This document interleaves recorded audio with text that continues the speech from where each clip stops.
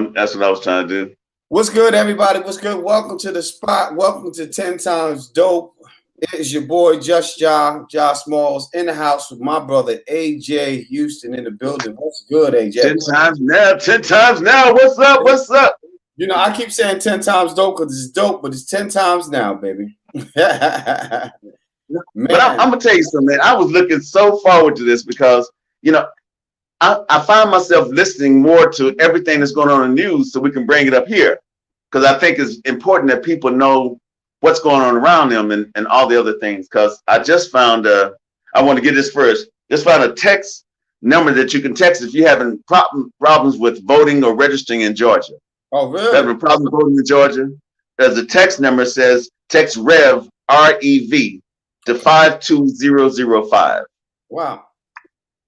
REV, that's REV to 52005. Now put it out because 1 million black people, 1 million minority people did not vote on November the 3rd in Georgia. 1 million people, and that's why they're having a runoff. In Georgia alone, 1 million people did not vote. Not 1 million people, 1 million of us. 1 million black. That puts salt in the wound. I know, 1 million of us, and I'm like, and we out here talking about what we need to do and how we need to get this done, and I really don't understand. I don't even know what to say or how to explain that or how to make it make sense to me. So I can't make it make sense to nobody else. No, that don't make sense because we keep complaining about the same issues and don't do shit about it, but complain. If we hadn't figured out that complaining ain't gonna get us nowhere yet, if we hadn't figured that out yet, we in trouble. Man, I'm gonna have to go and add after this. I'm gonna have to go and add some new things to home. This ain't home, and these damn sure ain't no neighbors. For real? No, man. But I had this idea. I told you the other day, man. I was telling on my live that the other day I went to bed about midnight, about 3 o'clock in the morning. Some words woke me up, and I'm sitting on the side of the bed typing in my phone. Wow. And after about 2 full pages of text, you know how it rolls up? Mm-hmm. 2 full pages, I went back. I said, let me read whatever this is I'm writing, because, it's hard to make sense when you wake up and you're writing. So I start reading it. I start whispering it to myself. Mm-hmm. So my girl was asleep. She sleeps on. She say, "What you say?" I ain't said that. No, I was whispering. She said, "You can't whisper." What's up, B Banks?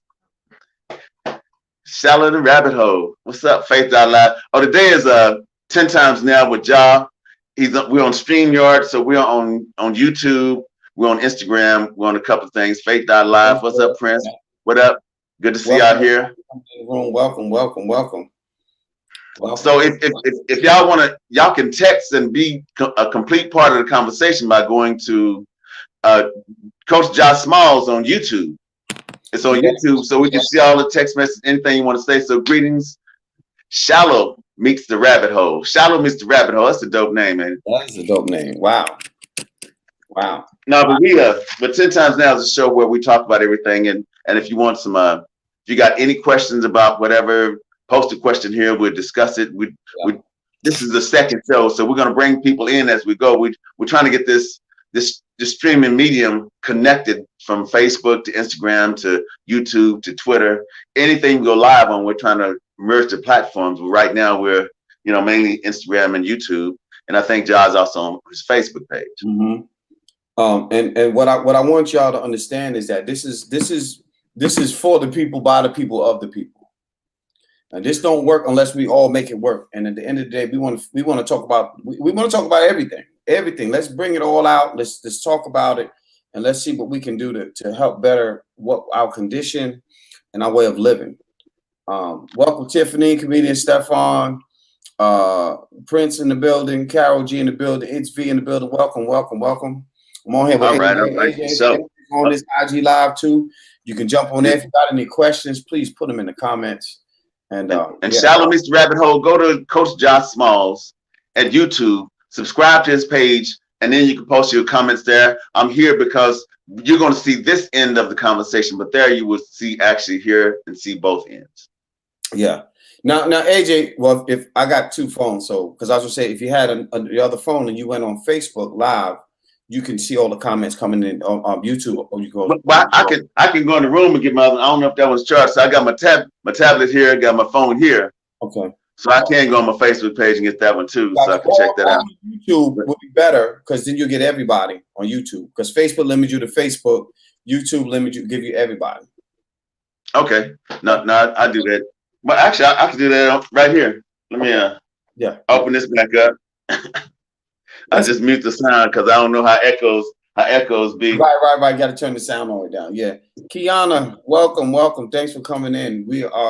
It's 10 times now. Me and AJ Houston, we just here talking about life. We're talking about everything. We want to get into all of those things that affect our livelihoods. Welcome, Brandy. Affect our livelihoods. And what's up, Lady V? We got DJ Chocolate Rocket in the building on Facebook. All right. We just here to talk about it all. We want to ask questions. We want to talk about everything, life stuff. AJ just told me something that blew my mind. He said that 1 million Black people did not vote in Georgia. 1 million registered. 1 million registered. So it's easy to find how many people didn't vote when they registered. So 1 million registered Black people didn't vote in Georgia.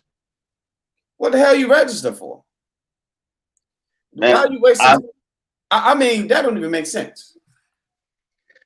Now, I'm saying what don't make sense to me is that there's a runoff, and it don't really have to be a runoff if they had participated the first time. We wouldn't need no runoff. We have an answer right now. Exactly. It's amazing that we are still stuck in the position of running our damn mouth and doing nothing else. But see, I think we're so used to complaining that we forgot that our feet are supposed to match the sounds that we make coming out of our mouth. That part. Because we can complain all day, but if you're not walking, if you're not posting something on somebody, if you got a complaint with the park down the street, you contact the city manager, whoever the control, and say, hey, we need these potholes covered. We need some lights on the park, on the basketball court. We need something. Yeah. You can't come out every day and say, man, ain't no lights on the park, and go back in the house. You can. Yeah. So what up, Tiff? Listen, even Rocky had the nerve in the movie to keep calling the people to come fix the light outside his house for years. Yeah, he did. He kept calling. They treated him like he was Black. He got a taste that time.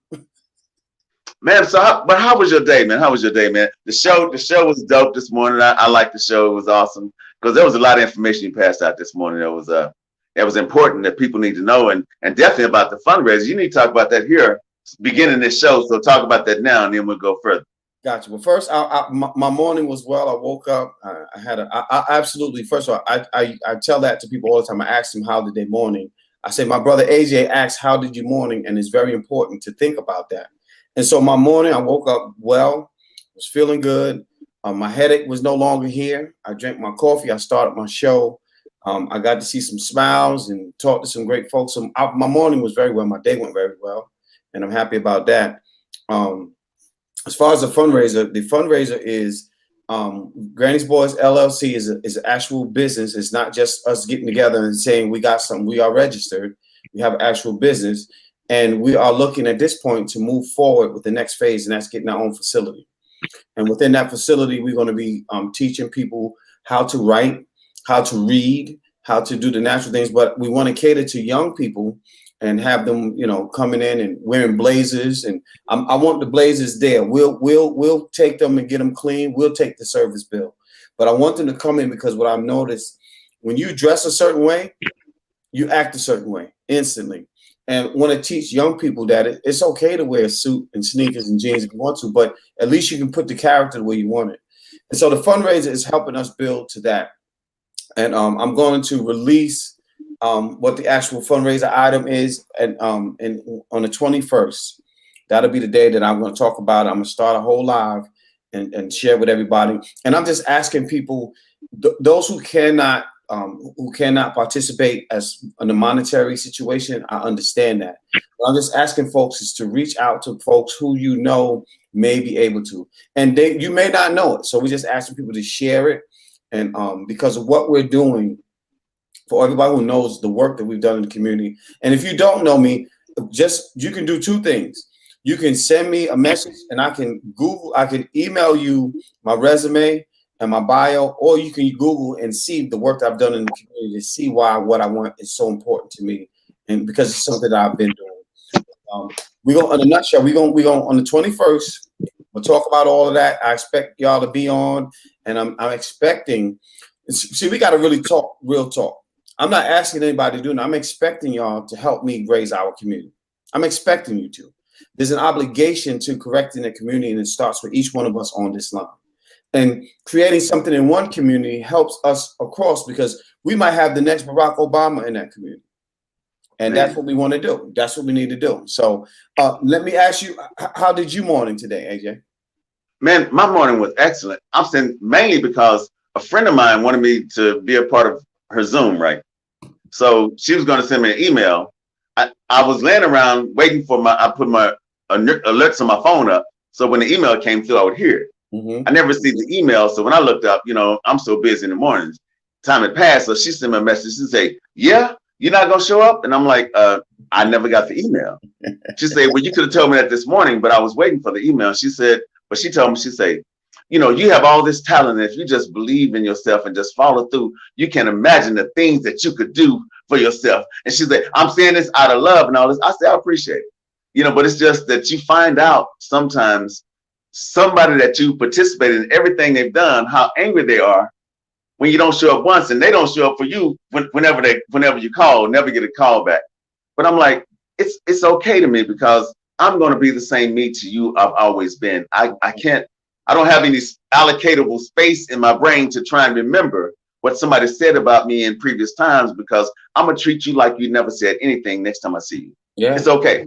Yeah, because okay. I don't have that allocatable space. I'm working on too much shit. Yeah.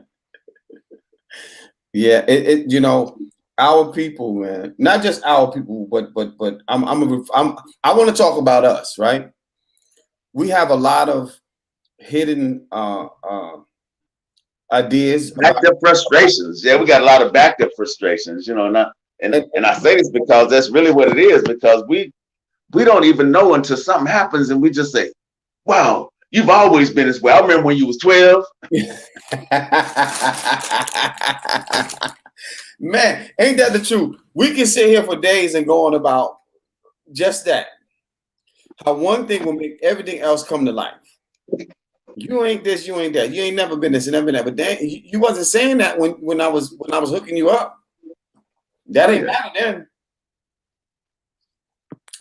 Unreal.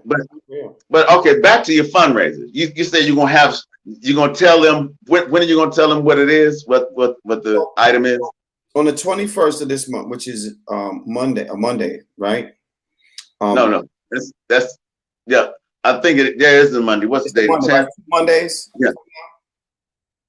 Yeah. On the 21st, I'm going to announce, what the fundraiser is, what the item of choice I'm using, and all of you that have been participating in everything that I've done are going to be a part of it, and you're going to be surprised and happy at the same time.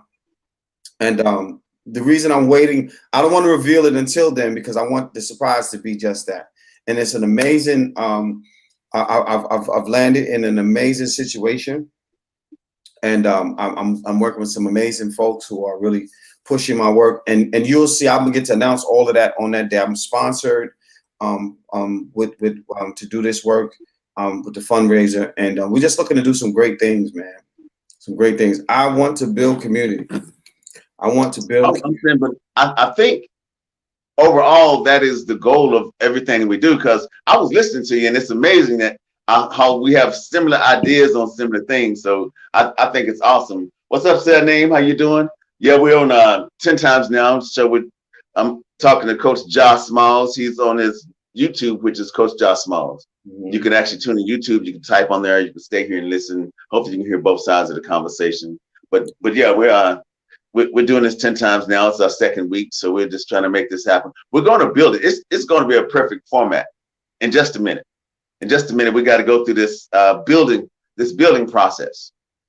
Yeah, and I have I've got a few folks who are sending me some information about some other equipment and things that we're going to get that I'm going to be working towards getting, and it's just going to enhance what we're doing. And I really would like to move this from not just on YouTube, but to also move it to having a podcast. This is worthy of a podcast, and I want to move into what that next phase is going to be.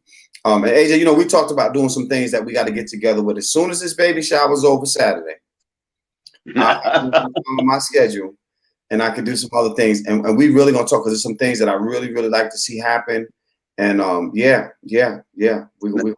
No, but I looked at, there's a thing called Stream. What is it? Restream. Okay. And Restream is like StreamYard. Okay. But Restream lets you hook up to 30 different platforms. Wow. And supposedly the information, I just signed up so it wouldn't attach my YouTube until tomorrow.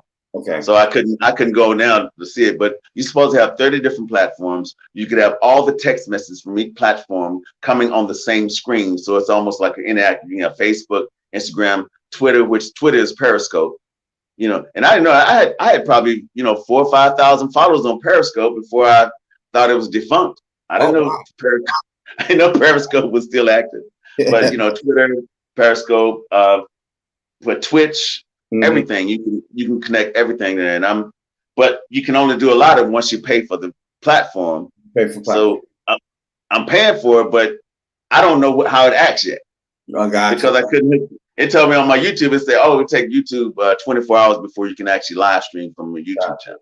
I think StreamYard might have done that with me too. Might have took me that time for them to connect the dots or whatever. But so I never had Twitch. I love Twitter because I can cuss and say all kind of shit on Twitter and nobody gonna just say nothing to me. My picture ain't on there. I used to love Twitter. When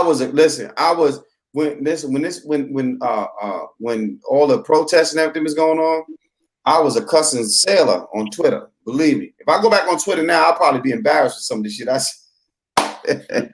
Man, my first Twitter account was closed by Twitter. I had amassed almost 6,000 followers, and Twitter sent me a message saying that I need to verify that I was me because they thought I was impersonating myself.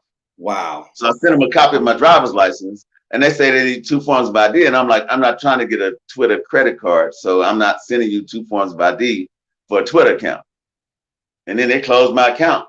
And I went to a workshop with a lot of what Twitter's good for. I went to a workshop with a lot of agents, writing agents. So they said, are you on Twitter? So they send messages and they post all the information on Twitter, what type of books they're looking for, what information they're looking for. So if any writers out here is looking for an agent or looking for somebody, go to Twitter and just follow agents. You put agents in there, all these names will come up.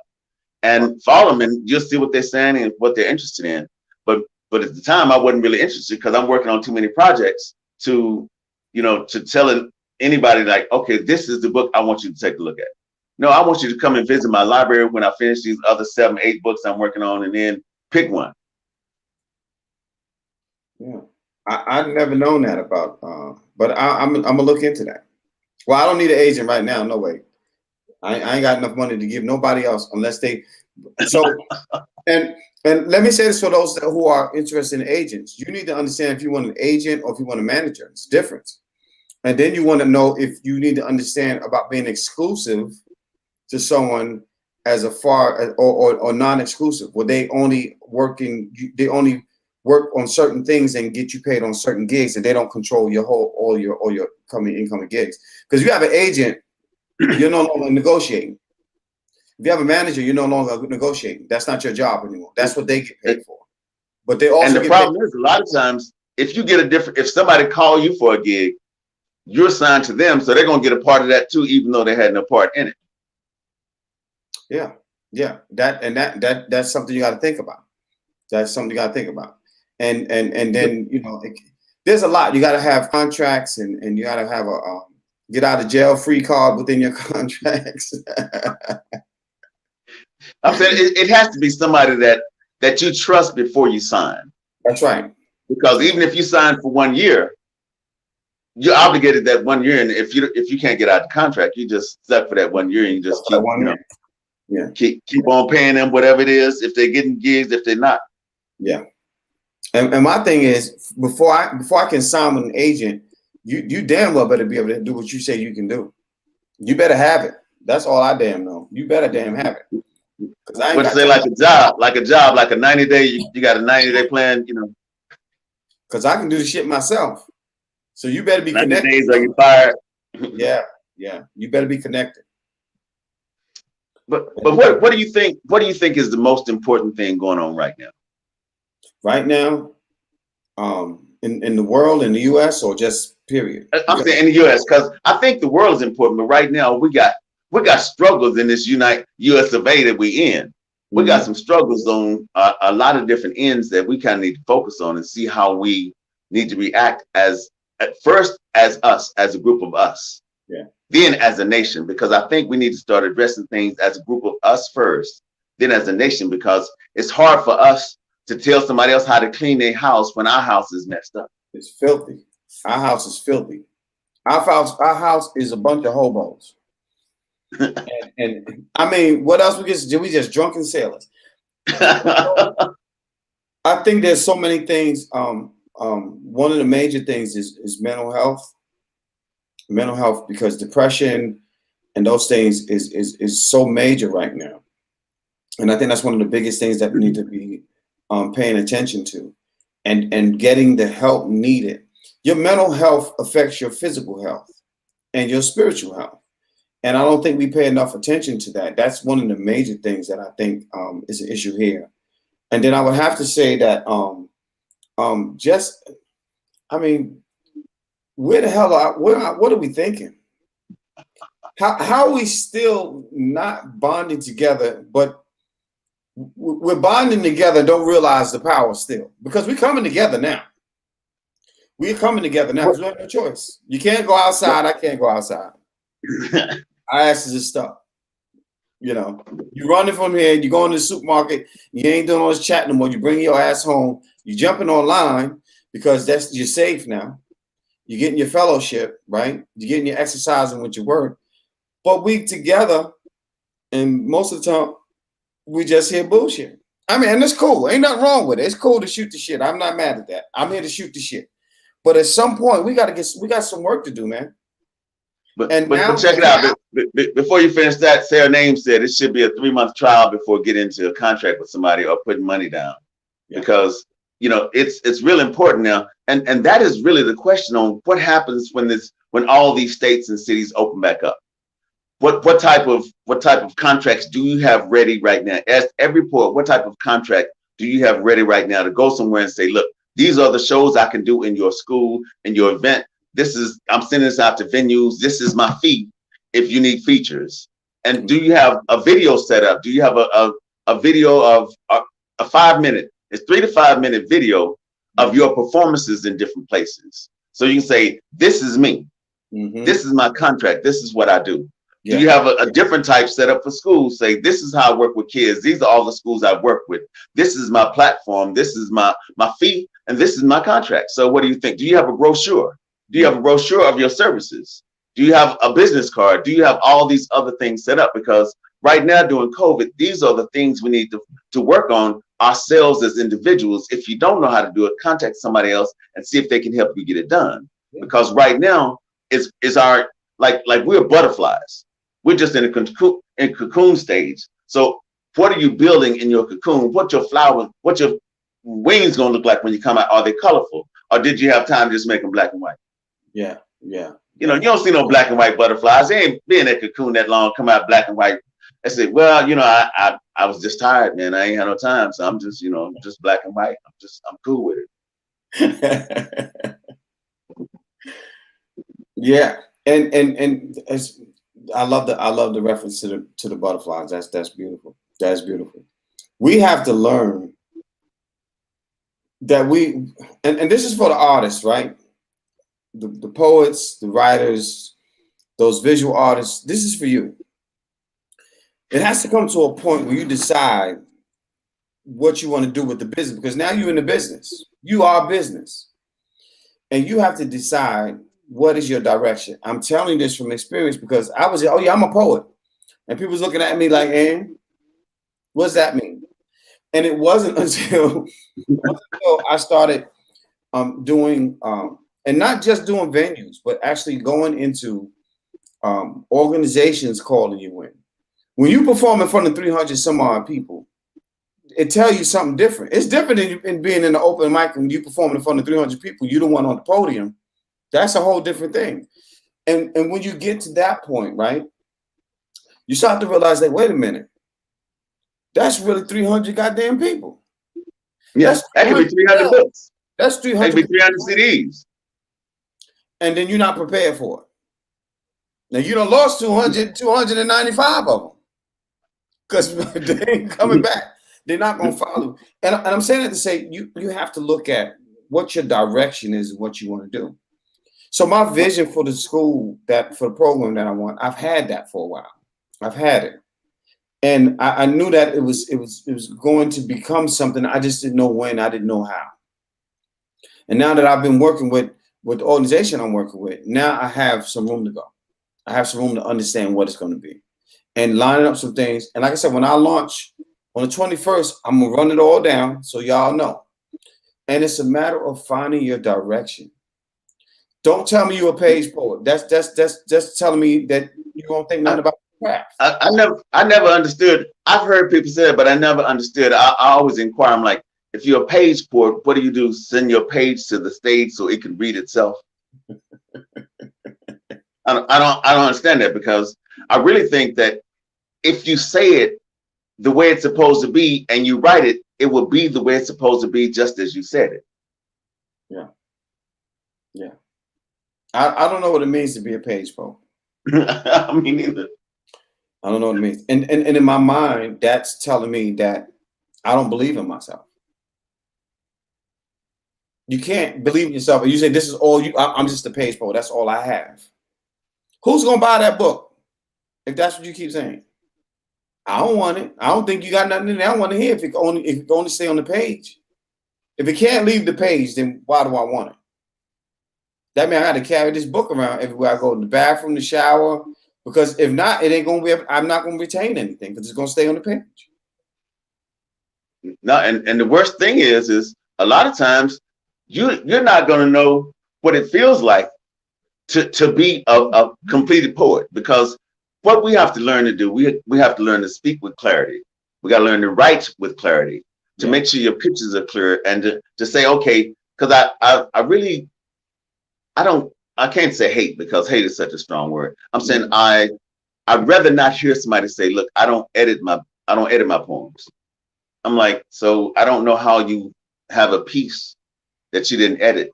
It's like saying I wrote this novel, but I didn't edit it, so it's just going, be the way it is. Because at some point in time, we got to understand that, like we was talking about living prompts. Mm-hmm. See, to me, a living prompt is that I've sacrificed a part of my left arm to finish this poem. I've cut off, I cut off 14 locks to build this poem, to make sure it sounds like it's supposed to sound, because some part of you has to be sacrificed in the giving, in the sound that you make. Yeah. It can't just be you randomly making sounds. Don't work like that. It don't work like that. And I think you got to figure out what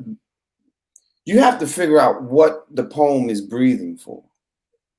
You need to know the pulse. You need to know what language it's speaking. You need to know if it's a charmer. You need to know if it's a damn politician. You need to know if it's a brute. You need to know what the poem is. And that's all writing, your story. If you are an artist, whatever that art that you're working on that moment, you need to know what it is. It needs to have a title. It needs to have an adjective. It could be a verb if you want it to be a verb, but it needs to be that. I was with one of my clients today, and I'm going to tell you the beauty in doing one-on-one coaching with someone. It's the after effect of when you show them something that they didn't really grasp prior to what you've given them. And then you watch them turn a piece of a cardboard paper, a cardboard box, and they turn it into a home. You know, when you watch them do those things, man. My client today, man, he wrote some stuff from a poem. I said, when I first met him, I said, you know, I can't wait to see what you're gonna do to that poem. And he smiled. He said, "Nah, coach, this poem is done." I said, "No, that poem is good, but I can't wait till you make it great." And he said, "Nah, this is done." I said, "Okay." A week or two later, we talked about it. He did a few times, did some coaching with me one-on-one. We did 4 sessions. He said, "Now I have a brand new poem." I said, "But now you painted the perfect picture of that poem." And what only thing I did was show him that we all say words like love and hugs and kisses, but when you can change hug to an embrace, it means something different. When you can say like when you say a kiss and you turn that to a bigger or broader or more grand affection, when you make it that, it becomes something different. He was doing a piece and it was on suicide. And he said suicide. He read the poem. He said suicide. Let him get the poem. I said, cool, that's cool. Now let's go back to where you said suicide the first time. I said, okay, so now let's circle suicide and let's talk about that. I said, how do you pretty up suicide? He said, what? How do you pretty that up? Let's think about it. He said, well, I don't know. I said, don't worry about it. We'll figure it out together. I grabbed my piece of pen and paper. That's how else can you say suicide? Man, when he finished, he said, look, I got to write this whole damn poem over. I said, now you get what I was telling you the first time. It's not that the poem ain't good. The final draft is to get it out. Now the writing starts. Now the creativity starts. So you just told him, how do you like this tie? That part. I need my lamp on because I feel like my lighting is not good here. I'm trying to get my lamp on. That works. Man, it's so amazing to me how just talking to somebody, just walking them through the process of creation, not like in the beginning was the word kind of creation. I'm saying creation like, okay, you say like we kissed. Because I wrote a poem as a joke for a friend of mine when I was on tour, because he hates for any the word like to be in any part of your poem. Really? Because he say, is it like or is it is? So I wrote a poem purposely with a million likes in it. Just that was the first poem I was gonna do at this venue, so I would piss him off. But it says we kiss like angels hiding behind David's statue, shooting craps for halos. Say that again. We kiss like angels hiding behind David's statue, shooting craps for halos. Oh, wow. Wow. And I could just see his eyes. He was like, I could see he didn't like the like, but I could see that everything after any like in the poem was like, okay, I feel that, but I don't like the like. I feel that, but I don't. And I thought it was amazing just to watch his face. I stood there watching his face the whole time because I'm like, I wrote this because you hate likes. I want you to know that you can like a like if somebody write a like the way you should, where a like should be written. Right. You know, I like when people do poems and they use likes all the time. You know what I'm saying? It's a matter of how you do it. It's a matter of how you do it. No, that's sneaking. What you talking about, Krina? I really appreciate when people take their time in trying to make their picture. I always tell my poets when I'm coaching, I say, well, sometimes these poems need to be straightforward and direct, but sometimes you got to pretty them up. And this is for all the writers in here. Here's a suggestion. We use the same words all the time as poets, as writers. When you're editing your poem, you'll see certain poems you use the same words. When you start to change those words, you change the poem. You change the way it flows. That's why I call prettying it up. I love saying that because people are like, what the hell is prettying it up? And then you realize we took this butterfly with these black and white wings and made some blues and oranges and we put some yellows in there.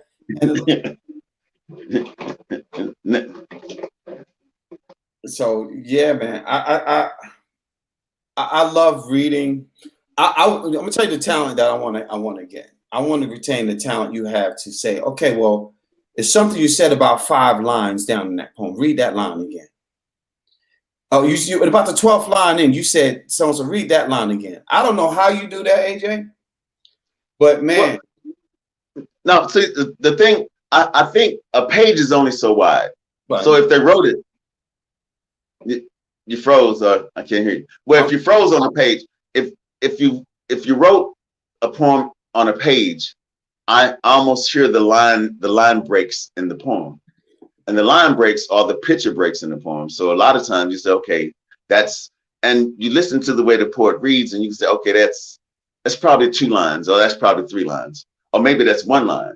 So you adjust, and somewhere within the range of what I thought I heard is where that break is. If I say 12 lines, it might be 12 to 15, or maybe 10 to 15. Mm-hmm. But it's somewhere in that range, because I think listening to poetry is just the art of poetry, writing poetry. Right. And a lot of times we want to write better, but we have to listen better in order to write better. That's right. That's number one. That's number one. But we don't know how to do that. We don't listen. We don't listen to nothing but trap rap. We listen to the turn up. And their names say line breaks or picture breaks. Man, I just want to get to a point where Blackberry in the building. Blackberry, listen, I would not be doing anything with Slam if it wasn't for Blackberry. I know she's going to tell me to be quiet and stop making up a big fuss, but I had learned so much from her. What's up, Cole, in the building? I learned so much from her in the short time that she was able to explain to me how Slam works. And I still, all the Blackberry, everything you showed me, from practicing and walking down the street and doing your poem out loud in the summertime, trying to walk fast and breathe and do your poem, all of that, we still do it. We still, listen, she was really something. And the way she sees a poem really changed how I look at poetry. That's cool. She was awesome. She was awesome. And I met CP Mays for the first time last week. Oh, for the first time? That's my boy, man. That's my boy, Mays. Mays is fire, man.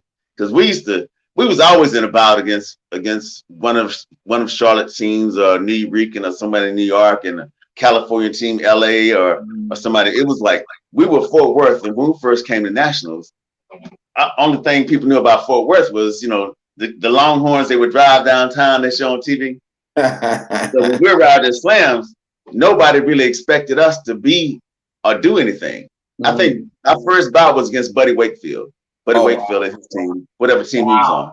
The first Buddy made the finals. Yeah, Buddy made the Indy finals every year. So our first bout was against Buddy, and Janine beat Buddy, because you got to win both bouts as an Indy poet in order to be invited to the Indy finals. Right. So Buddy lost that Indy spot to Janine. Oh, and wow. You could see how mad he was, and we were in the alley behind the building, and Buddy he was just really mad. He was like, I can't believe this shit. And he was mad, and I'm like, what? It's just slam. And that was the last time I ever said it's just slam.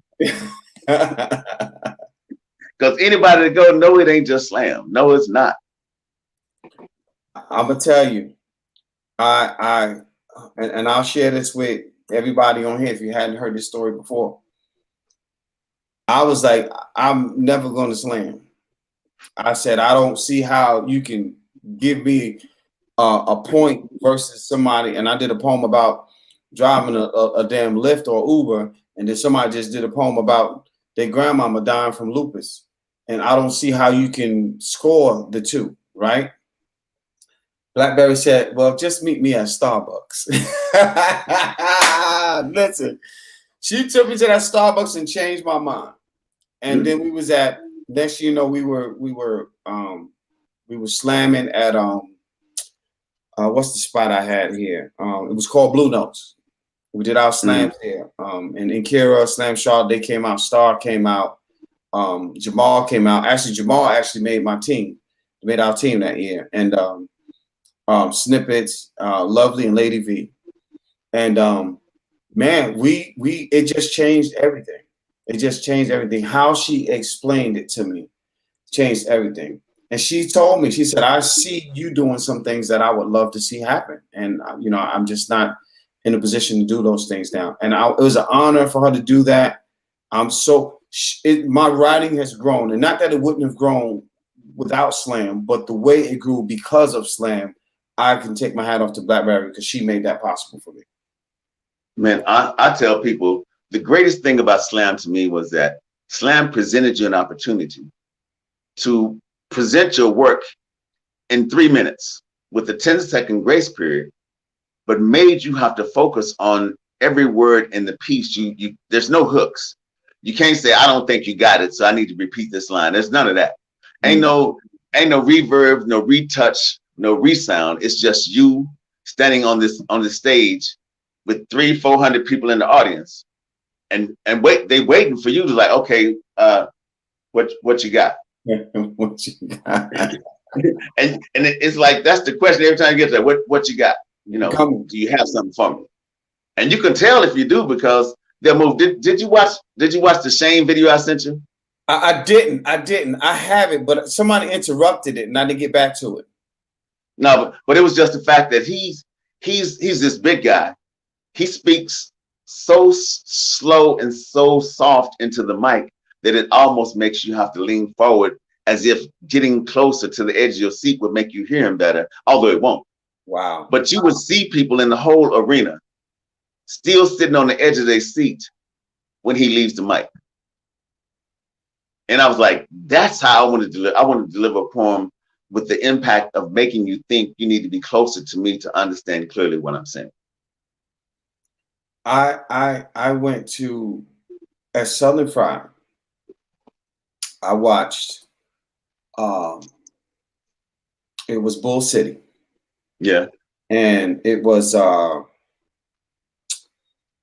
Aisha and what's the young lady name? God, I can't think of her name. She's a teacher.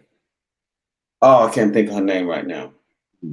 They did a poem together in the most non-threatening, non-violent tone you could use. And I could not move from my seat. And when I'm hearing this kind of work, I'm like, that's the magic I'm talking about. When a poet gets on that stage and all this hackling and shit is going on and they ain't saying nothing and they just waiting and it's just quiet. And then there's this hum going on. And then the opening words snap you right into it. That's the kind of effect I'm talking about. Ashley, thank you. Ashley Lumpkins, Ashley. They delivered a piece in a tone that was absolutely, listen, I can't wait to write that piece. Now, I'm gonna tell you, man, I've seen some of the greatest work because Maze has wrote some dope team pieces for Team Charlotte. Mm-hmm. And you could tell it's Maze because Maze has this way of not all his words are connected, okay, as though he's singing to you, but it's not a song. Mm-hmm. And you can tell that, you know, when he brings, because he got some soldier poems that's so fire. But there are poets that can bring you to tears and you don't know you're crying. Yeah. Yeah. You just look around and you say, no, I had some in my eye. I had some in my eye. I'm not crying. But that's the magic of poetry. And I want people to understand that there's a better way to say what you thought you just said your best. Absolutely. I'll tell you another one, AJ. I featured Tavis Brunson several times. Okay. Several times. But the first time I featured Tavis, and he did the poem about the children, like his sons. And I didn't know that these weren't his biological sons. Mm-hmm. Did not know that. I'm thinking these are his biological sons. He did that poem. He did the poem about he said in a poem, he said, love is not one big thing, but it's a bunch of million little things that make up love. Oh man, it's the way you deliver a poem. And if it hadn't been for slam poetry, I might not have ever seen that. I might not have ever made that connection. Like that. Rain, what up? Poetry by Jairo, what up? No, but it's amazing, man, how what we've been through, the similar effects of the sound of somebody else's words had that effect on our life to make us think that we need to hold our pens a little tighter and make sure the tree that we're writing on sacrifices itself for what we're getting ready to give it. That sacrifice need to be worth it. Absolutely. Absolutely. In fact, my brother Witz is in the live. I'm going to say this, and I'm sure he doesn't mind. In the beginning, because we came from like a lot of poets, we came from being rappers. That's what we was. I was a freestyle battle MC. That's what I did. I was a freestyle. I didn't write the freestyle battle down. The freestyle is off the top of your head. We came from that, and so trying to take a rhyme and make it a slam poem ain't gonna work. You got to rewrite that whole shit over. Your metaphors change. And Witch was like, yo, man, I feel like I can't find my place in this shit. You know, he's like, man, look, bro, listen to me. I had to shut up and listen. And then he said, you know what? I got it. And then he went and he started reconstructing his ways of writing his poems. And I remember there was a time when Witch used to come up third. He was like, I'm going to be third place. And then he said, I'm not done. And then he started coming up first. And then he started beating people on the team with fresh 50s and having four, you know what I'm saying? And when that changed, he was like, I'm not done. And that was the beauty in what he had learned from writing and change his poems to become slam poems. Yeah. Hey, Mike asked, he said, where is the furthest place in the country poetry took you? Me to Sacramento, California. I was in Sacramento, California, probably either 2 or 3 years ago. I left Charlotte. They flew me to Sacramento. Loved it. Loved it. Yeah. Okay. AJ, what country you been in? Because I know you probably been in Europe already. No. I didn't. I did somewhere when I was in Europe.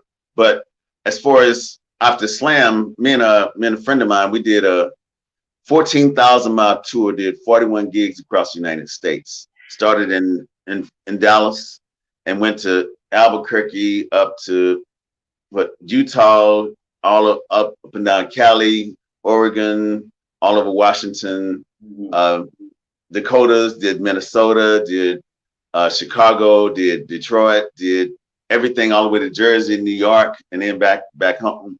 But it was the most amazing thing was don't nobody care what you went through to get to their venue. You're on the poster. You hear they say, okay, features go first.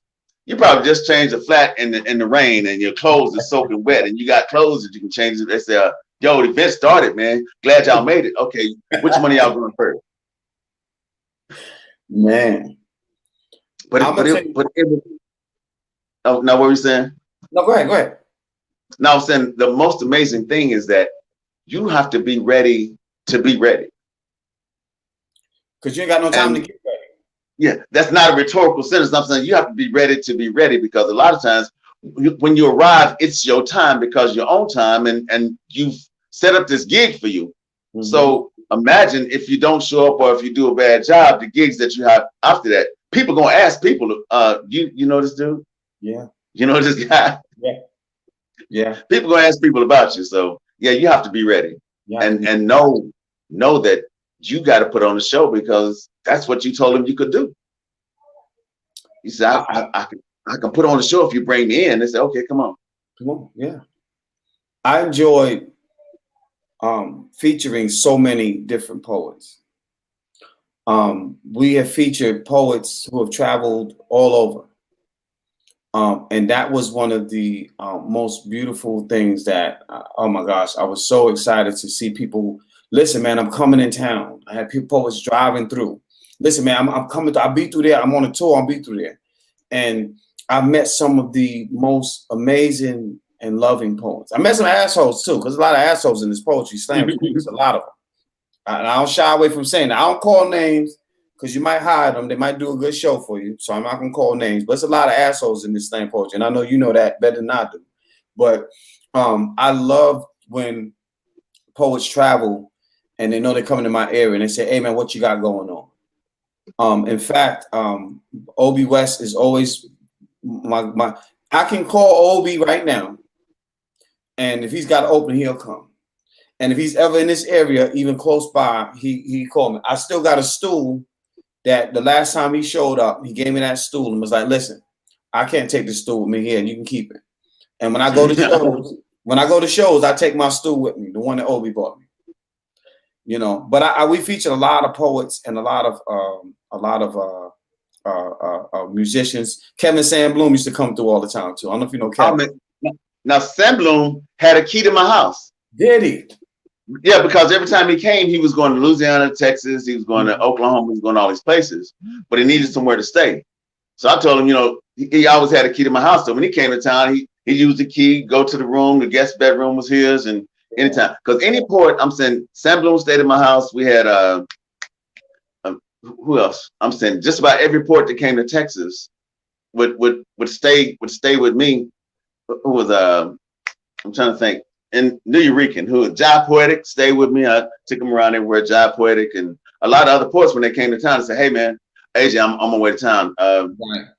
Future out of Detroit. Future stayed with me when he came to town. So a lot of ports, every time they came, they say, "Well, I know I can go to Texas and I know where I can stay, you know, for 3 or 4 days if I go to Houston and Austin and San Antonio," because there were slams in Houston, Austin, San Antonio, Albuquerque, slamming Amarillo, slamming Corpus Christi, in Dallas and Fort Worth, and a couple in Oklahoma, and there was a gig in not Lafayette, but right somewhere in Louisiana, in Shreveport, Louisiana. There was a Portuguese gig that used to frequent a lot of people.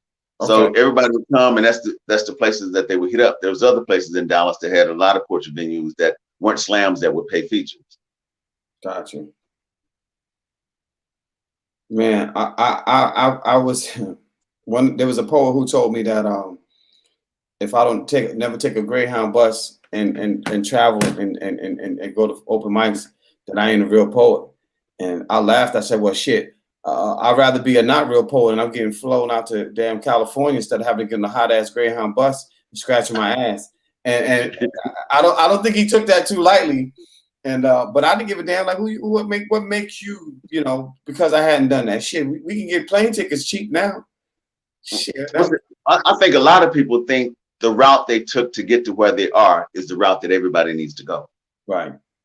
And we don't understand that a GPS is there for a reason, because we can leave our same spot going to the same place and go in different directions. Yeah. Yeah. So just understand that nobody arrives anywhere once they step outside their house. You got to have a plan. You got to have somewhere you're going, because nobody just opens the door, leaves, and arrives. That's some shit you got to go through. Yeah. That would be nice, because I got some places I want to go. In fact, you heard of Word Vault out there in California? No. They're out there in Northern California. I follow them on Instagram, and I went in there and performed in their IG a few times. And my man's like, "Listen, as soon as the world open up, get all your merch, because we bringing you here. We want you here." And I'm gonna send you their IG when we get off.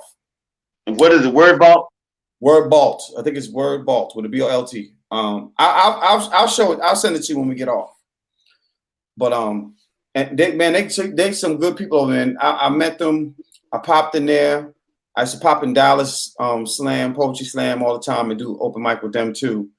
But man, I'm not riding no damn Greyhound bus. You can call me what you want, but you won't call me not being able to go get paid to do a gig somewhere. That's what you won't say. I ain't taking no damn Greyhound bus. I don't know when the last time I've been on the Greyhound. And if you ride the Greyhound bus, I'm not trying to be disrespectful. I'm just not riding no damn Greyhound bus. If I'm gonna riding the bus, I might as well drive. And you know how I feel about driving. I'm not driving over an hour and a half unless I have to.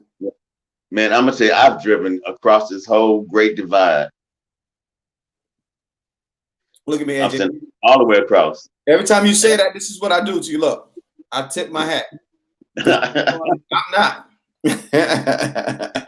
That's right, Blackberry. We don't need no bus because we can get on the airplane. Hey, no, but check this out, man. I got this piece. I just finished. I think when you send me the link, I'm like, okay, I'm trying to finish this. I was trying to log on to my stream, restream, but it wasn't working. I couldn't do my YouTube yet. Gotcha. But I just finished this piece. I'm like, man, I got to run this by John. I said, but I can't run it by him now because it's a couple of minutes for the show. So I asked him if I could read it during the show so he could tell me what he think of it. Let's hear it. Let's hear it.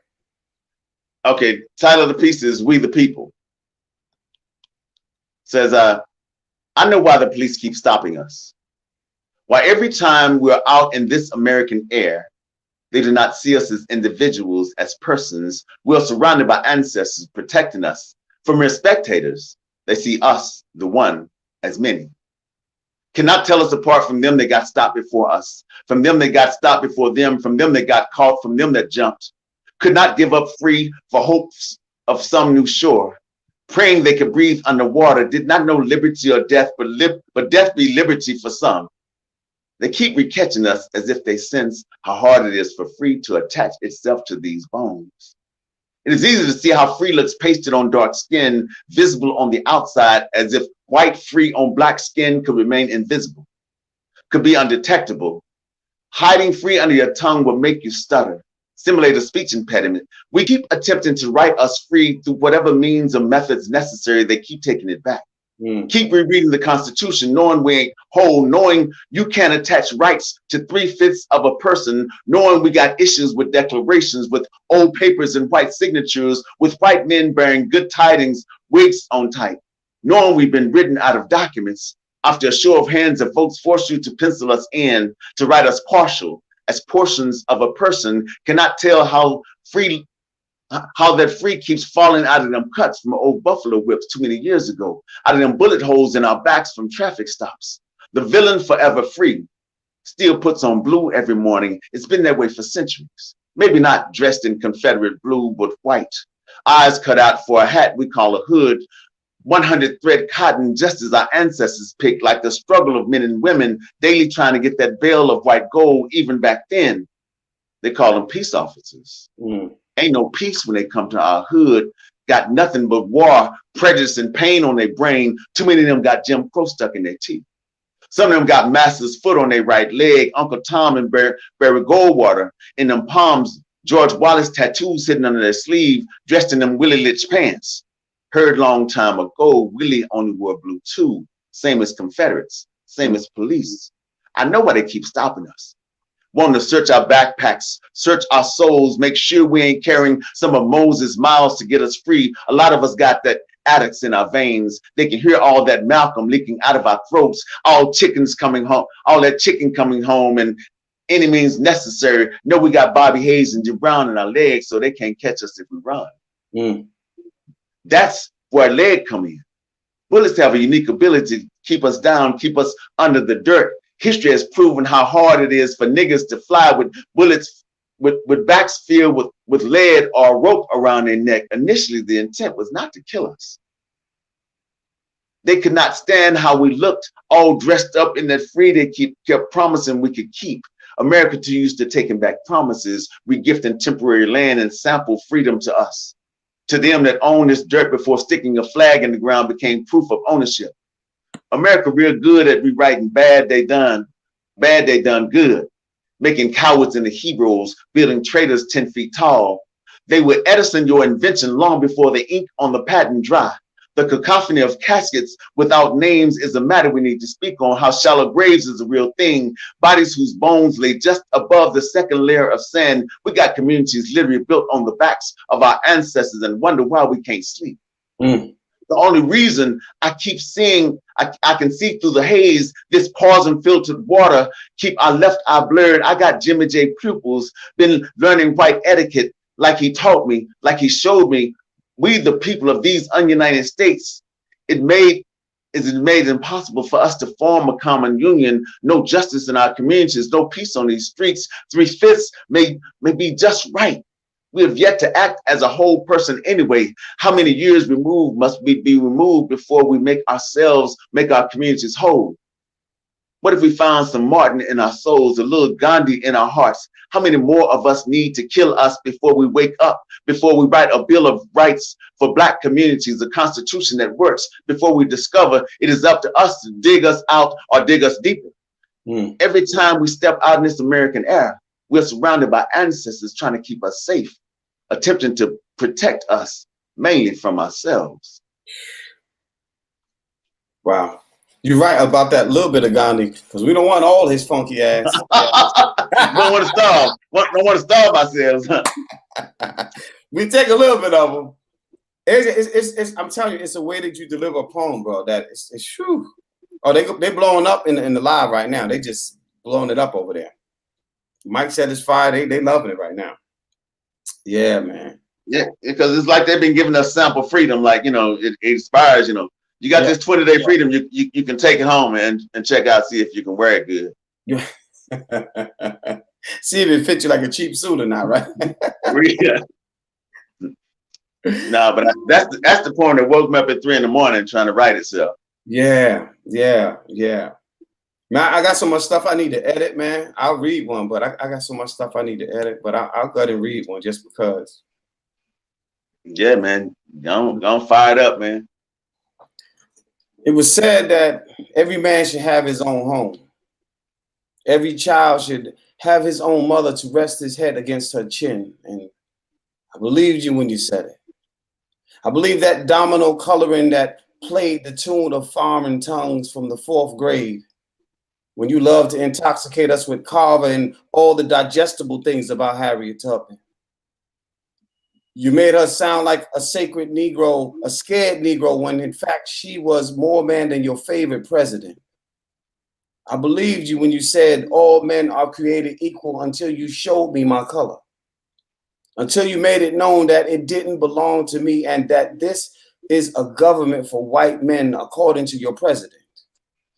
You made it known that my home wasn't in this land. Home resides a great distance from these dirty shores, and therefore you had a perfect play for my kind, a perfect place for my kind, a lifestyle that dirty what the Creator made beautiful. I believed you when you arrested my brother, made my father pollute himself with the best of the street side get high you could find. I believed you even after you cussed my mother, even after you prepared early graves for my babies whose faces I will never see. I remember how danger found our high school hallways, how we learned that policemen were just overseers with badges and guns. You made us believe you. So we permed our hair, drew colors along our eyelids as if our beauty couldn't hold its own weight. I believed you when the cancer came in, when you made these man-made diseases that rocked our neighborhoods and crack came in and fathers lost themselves while mothers gave up all of their preciousness. You made us believe you and all that you did, all that you said of us, everything you dumped against the mighty of our ancestors.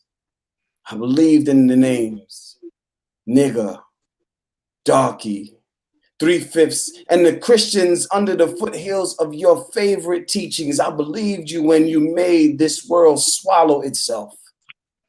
And the pale-faced men made our ancestors jungle men, made us target practice, game, even set your bloodhounds to vampire our existence. You drank of all that we didn't own, our bodies, future. The naked image we saw in the mirror carried your favorite flavor, and you knifed and fought your way through so many atrocities, switched up that narrative to prove your dislike for breathing black bodies. Every halo you saw became a bullseye. Our light always blinded you to execution and manslaughter. It always has been your duty to swear and uphold our birthrights. Shoot us down as if there was a reward. We can only hunt wildlife when permitted to do so, but to you, black bodies have always been with no off-limit signs because you love us during hunting season. Yeah. I'm working on that one, bro. I don't know if you're working on it, man. I think it didn't work you. I'm saying from the beginning, you say tune of foreign tongues in the 4th grade. Yeah. And it was like, because I was telling Faye the other day, when Arizona retweeted the tweet when the guy said he's willing to give up his life to try and help overturn all these black votes so Trump can be president. Mm-hmm. All I could hear was this song we sung in the 4th grade. Anybody remember who Nathan Hale was? Nathan Hale supposedly answered the call in Washington. He said, "I only have one life to lose for my country." Wow. That's what Nathan Hale said. But it was a song that we sung, and I was singing to Faye, and she was looking at me all strange. I'm like, no, I remember that song just because of this instance. And there's so many parts that you say from Dirty Shores, and you say, made my father pollute himself. Yeah, man. Yeah. Danger found in high school hallways. Uh-huh. But go back to that dumped against the mighty of our ancestors. I want to hear the beginning before that and after. I'm gonna try to bring Witch, and he's trying to are you trying to come on? Witch, you got okay. I'm sending you a link to your email, bro. If you hit the link to the email, I'll bring you in.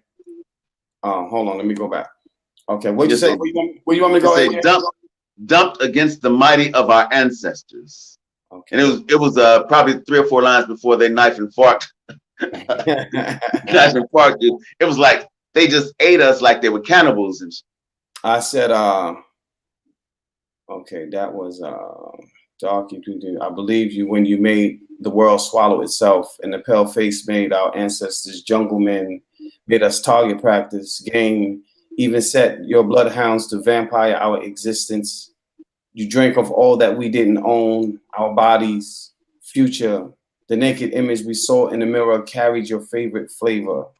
You knife and forked your way through so many atrocities. I'm trying to see what we got. No, it's before that. It's probably 3 or 4 lines before where you just started. Okay, let me see. 3 or 4 lines before that. Oh, everything you dumped against our mighty ancestors. Yeah, but what's before that? The line before that? Because I got that part, but it was something you said before that I heard. I said the crack came in and fathers lost themselves. Mothers gave up their preciousness. You made us believe you and see all that you said of us. Everything you dumped against our mighty ancestors. That's where that yeah. No, but it was the way, it was the whole time the way you showed how the detriment of our community was not our detriment. It was a gifted detriment that they brought there for our destruction. Right. Absolutely. Absolutely. All right, hold on. Let me try to do this right here. Let's see if I can bring this brother in here. Let's see. Hold on. And what's the name of that piece? I didn't name it yet. What's up, family? What up, brethren? Man, y'all boys man, listen. Y'all boys is a beast. You hear me? Listening to y'all, just listening to y'all conversation, then dissecting y'all pieces, man. What y'all trying to do to people up in here? I hope y'all got y'all pads. You got to come to y'all class with a recorder. Like, that's how they used to tell you come to college. You come in, you're going to be in class sleeping shit. You're going to be tired to the motherfucker. You better have that recorder, though, because you better not miss nothing. What's up? No, what's up, brother Wiz, man? How you doing, man? Yo, man, I love y'all. I had to come peek in, poke in for a second. You know what I mean? Yeah, man, love you too, man. I'm saying because it's amazing because the whole object of this is that we don't place the importance on now the way we're supposed to, because when you look at now, then you see, just like I was telling you, a million black registered voters, minority registered voters in Georgia didn't vote on the 3rd of November. 1 million. And now they can have a runoff. So I'm saying, why you need a runoff if they participated the first time? I feel you. It's a lot going on. Y'all know how I feel. You know my stance on that. Y'all know I didn't vote and all that good stuff. You know what I'm saying? We got to be mindful of everything. You know what I'm saying? I'm not saying that we can't crack that egg and create that change. If we can do it, shit, let's do it. I'm all for that. I believe we definitely need a change. You know what I'm saying? But we got to remember, there's still an agenda. You know what I'm saying? Are we going with the agenda or against it? You know what I'm saying? Things don't just disappear. People thought because the lights didn't go out, that the agenda changed. You know what I'm saying? Yeah. But You know, but Mr. Wicks, we looking for a physical light. You know what I'm saying? We but blinded by what you want to say to me, brother? now I was gonna say that I understand. I don't demand anything from anybody. I'm just saying that if you buy a new house and you call it home, but you haven't moved anything in, you haven't rearranged anything, haven't painted the walls, haven't decorated the furniture, or draped the windows the way you want to, and we Right, call it home. See, it's like we were right. drugged in America on the shores, but in chains, and we Mm-hmm. just got empty houses now. And we're trying to call this home, so we've never participated in the process because we can't change anything until we start to change some things. Yeah. Yes, yes, and And that's my totally only argument agree. is that I'm we have to with you. start somewhere. You know, I'm all for the change. You know what I'm saying? We Oh have yeah. to remember that the change has to come within the community first. See, we trying to jump into the fish game, into the fish bowl, and swim with sharks and shit. Feel me? I totally agree that we need to be doing that, but with proper preparation. You understand what I'm saying? You Mm-hmm. know, Yeah, but I'm not. changes. I'm listen. Let me talk, brother. I'm not saying Okay. that. Now I get pause. I know you wasn't finished. I'm listening. I apologize. I'm not saying that we need to physically go out for war, but it's a new different. It's a new day and time, so the warfare is different. You know what I'm saying? You know, we can't say that we can't protect ourselves. We can bear arms. We can get this stuff legally nowadays. You know what I'm saying? We can protect our own community so that we don't have nobody have to come clean up the community. You know what I'm saying? You know, they Oh, don't. You know, I keep saying that, but I don't want to keep going back to that being the sole issue because that's not the sole issue. The main problem is that we're afraid to try again. We're afraid to work together again. You know what I'm saying? We have to get to that point. That's the beginning. We're working together to aid their agenda. It's not going to do it. We have to work together to aid our benefits. That's all I'm saying. oh, okay. Now I completely agree with that, but I'm saying even in the community that we live in, there are components that are in charge of different things, like the city councilman, like the school board, like all these things that warrant our participation in this process we call voting. Mm-hmm. Yeah. So we can change the direction of our community by participating as a whole in our community. And I think to me that shows that the lines drawn around this little city we call only make a full state, and the lines drawn around the state make up this country. So if we start at home first, if you can't change things at home, you sure Agreed. can't go out there and paint your neighbor's house. That's right. That's right. That's it. You know what Yeah. I'm saying? I totally agree with that. And it goes back to what I mentioned before, and something that AJ you said too. We can't say what doesn't work if we haven't tried it yet. Agreed. I agree with that And as well. and when I say we, I mean if you ain't gonna try, get your ass out of this community because we don't Yeah. need you. Yeah. You know, and that's the thing. Like we are not collectively doing one thing. It's Right. like this: if we fighting right, and I'm poking you with my finger, you gonna feel it. If I do each one, you're gonna feel it differently. But if I put all of them together, I can knock the hell out of you. Yes, sir. And that's what black people got to realize. It just one get together and knock hell out of them, and then That's all. it That's won't all. matter. That's all I'm talking about. You know what Yeah, I'm saying? But you know, we need to knock the hell out of us first. We need to knock the bullshit out so that we can get to work because you know we're not working together yet. You know, we got a lot of motherfuckers that, excuse my language, that's talking about um shop black and Black Lives Matter and all this other stuff. But you know, it's actions. You know, it's your actions that's going to tell your story. yeah. So you know what I'm saying? Uh, we have to start being that movement to you know what I'm saying to really working on each other. I love it because I see how it works within the poetry community because that's why I want to do this piece. I came on to do this piece about Okay, check it out. Before you, I about the want piece, but before before we you do get the into piece, Michael asked a question. what Mike say, Before you do the piece, I want you to answer the question that Michael asked, and then you do the piece. And the question was, what are the key components you listen for in other people's poems? Me? Yeah, I'm saying I want everybody to answer. So you answer, then you do your piece, and we'll wait. We'll discuss First your of all, piece. I gotta be able to follow you. You know what I'm saying? I don't want to be lost in your message. So if I'm Mhm. lost in your message, then boom, you know, um, rhythm is another thing that I pay attention to because I think everybody has their own rhythm. You know, you may have some people that sound similar, but everybody has their own rhythm, their own voice. You know what I'm saying? So and then and between those two, then you know me, I'm a metaphor person, so I listen for that, for the twist. You know what I'm saying? To make me think in the poem. I don't want the poem to always be laid out for me. I want to be able to be like, oh shit, hold on. I want to be able to have to go back in my brain because you just said some shit that fucked me up. Yeah. So those my three things. Yeah. Well, give up that poem. We're here for it now. Oh, bet this is for the poets. Mhm. It's called "They Say Don't Fall in Love with a Poet." They say beware of the poet. Don't you dare fall in love with their work. Their words have ways to make you feel like feeling is such a bad word.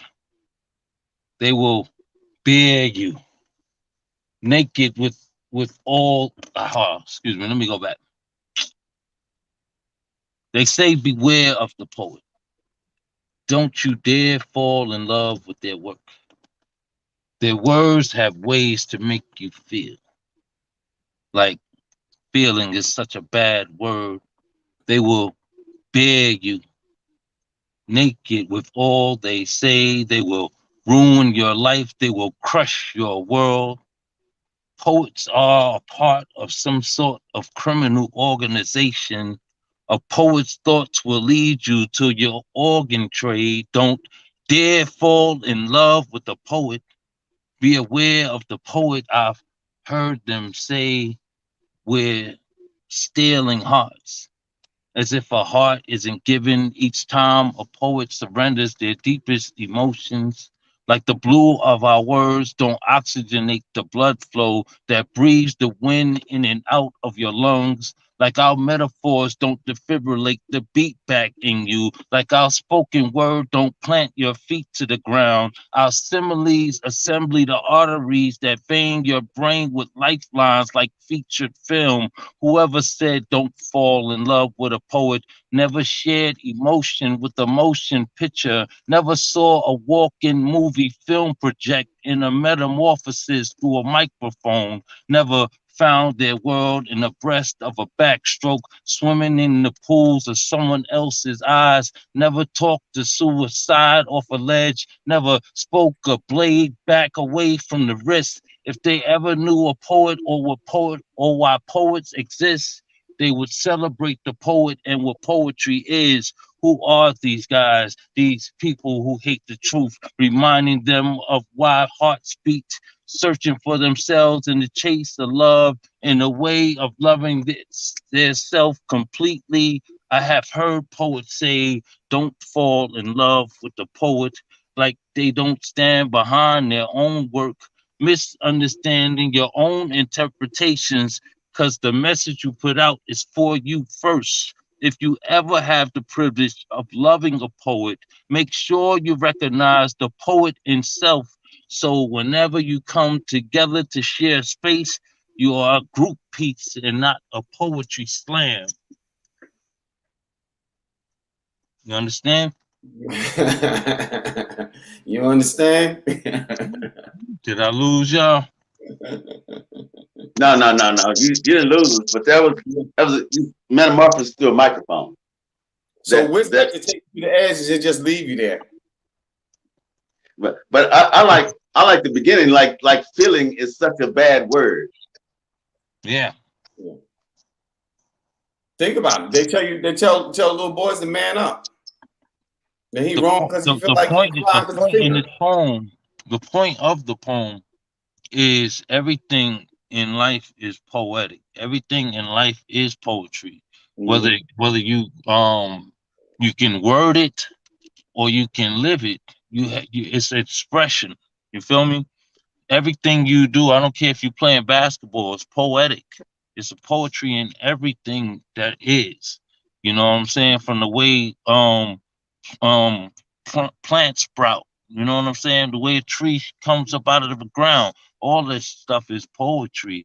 So if when you recognize that in life, you know, you'll stop saying, how can you say not to fall in love with everything love is? Yeah. You Yeah. know what I'm saying? Yeah. You know, just because we can put it in words don't mean we're the only poets. You know what I'm saying? It's Mhm. just this is our way of expression. Yeah. You know what I'm saying? You got people that work out ridiculous. You know what I'm saying? Bodies cut up. That's a poet. That's poetry. You understand what I'm saying? Mhm.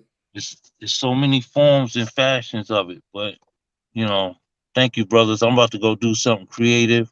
I just wanted to come in and share a little space with y'all, share that piece with y'all. Wait. Let y'all Mike, know that Mike said, y'all Mike said genius. it sounded better when he did it.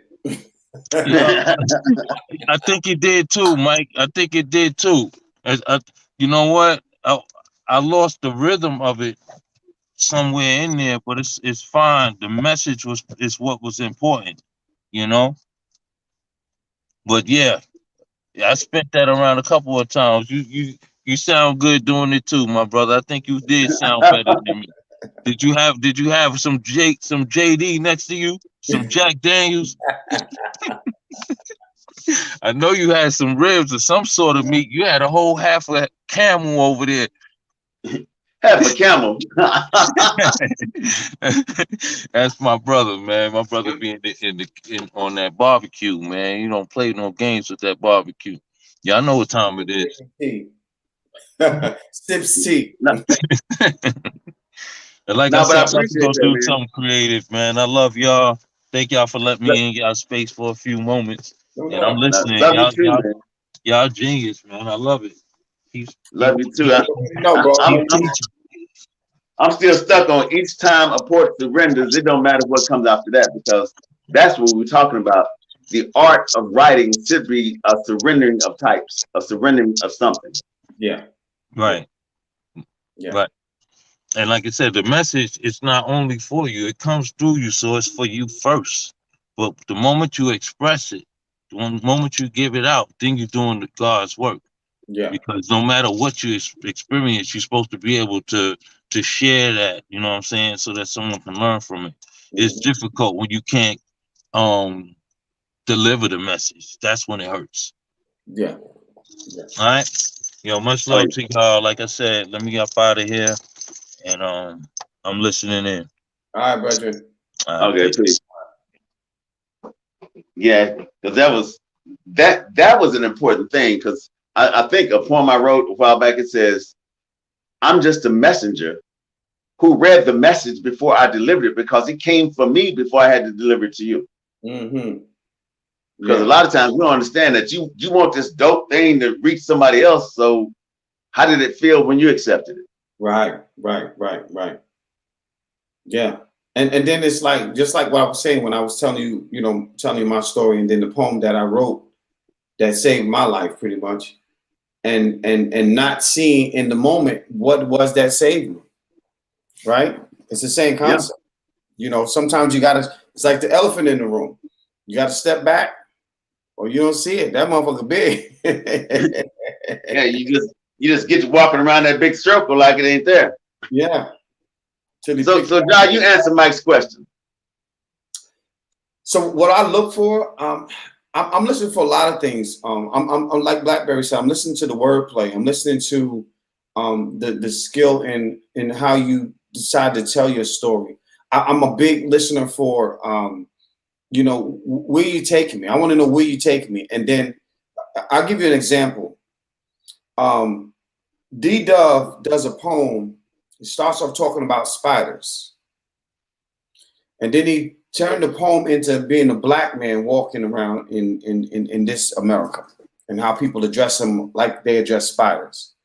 And so I'm looking for that twist that takes me outside of what I might normally hear or think of from a topic. I'm looking for those kind of things. I'm looking to see where you take me. I want to know. I don't want to. Okay, this poem is about this.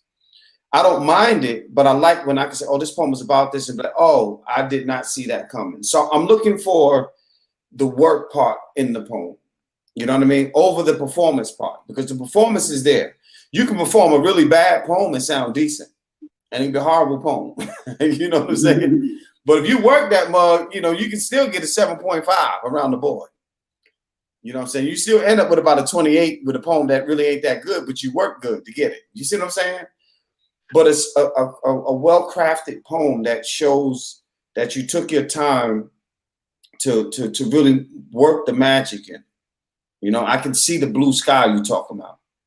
I can actually see when the knife was in your hand and somebody grabbed your hand and squeezed your hand until they opened up and the knife fell to the floor. You know what I'm saying? The blood splattered on the wall, you know, and you know, when I can see that, I'm looking for that. I'm looking for that. So I guess me, I'm listening to see what picture you've painted, because I think each page is just a canvas. So the invisible part around it is the border that you're confined to building a picture in. So I'm listening to how did you build this picture? What are you painting? Just like you said, okay, when we start, drop me off somewhere and make me have to discover a way to get back home. Way to get back home. Come on. Yeah, you know, take me to where I didn't want to go when you started this poem, and let me know that I had to go because you took me there. I got a piece of art that I got from an artist, right?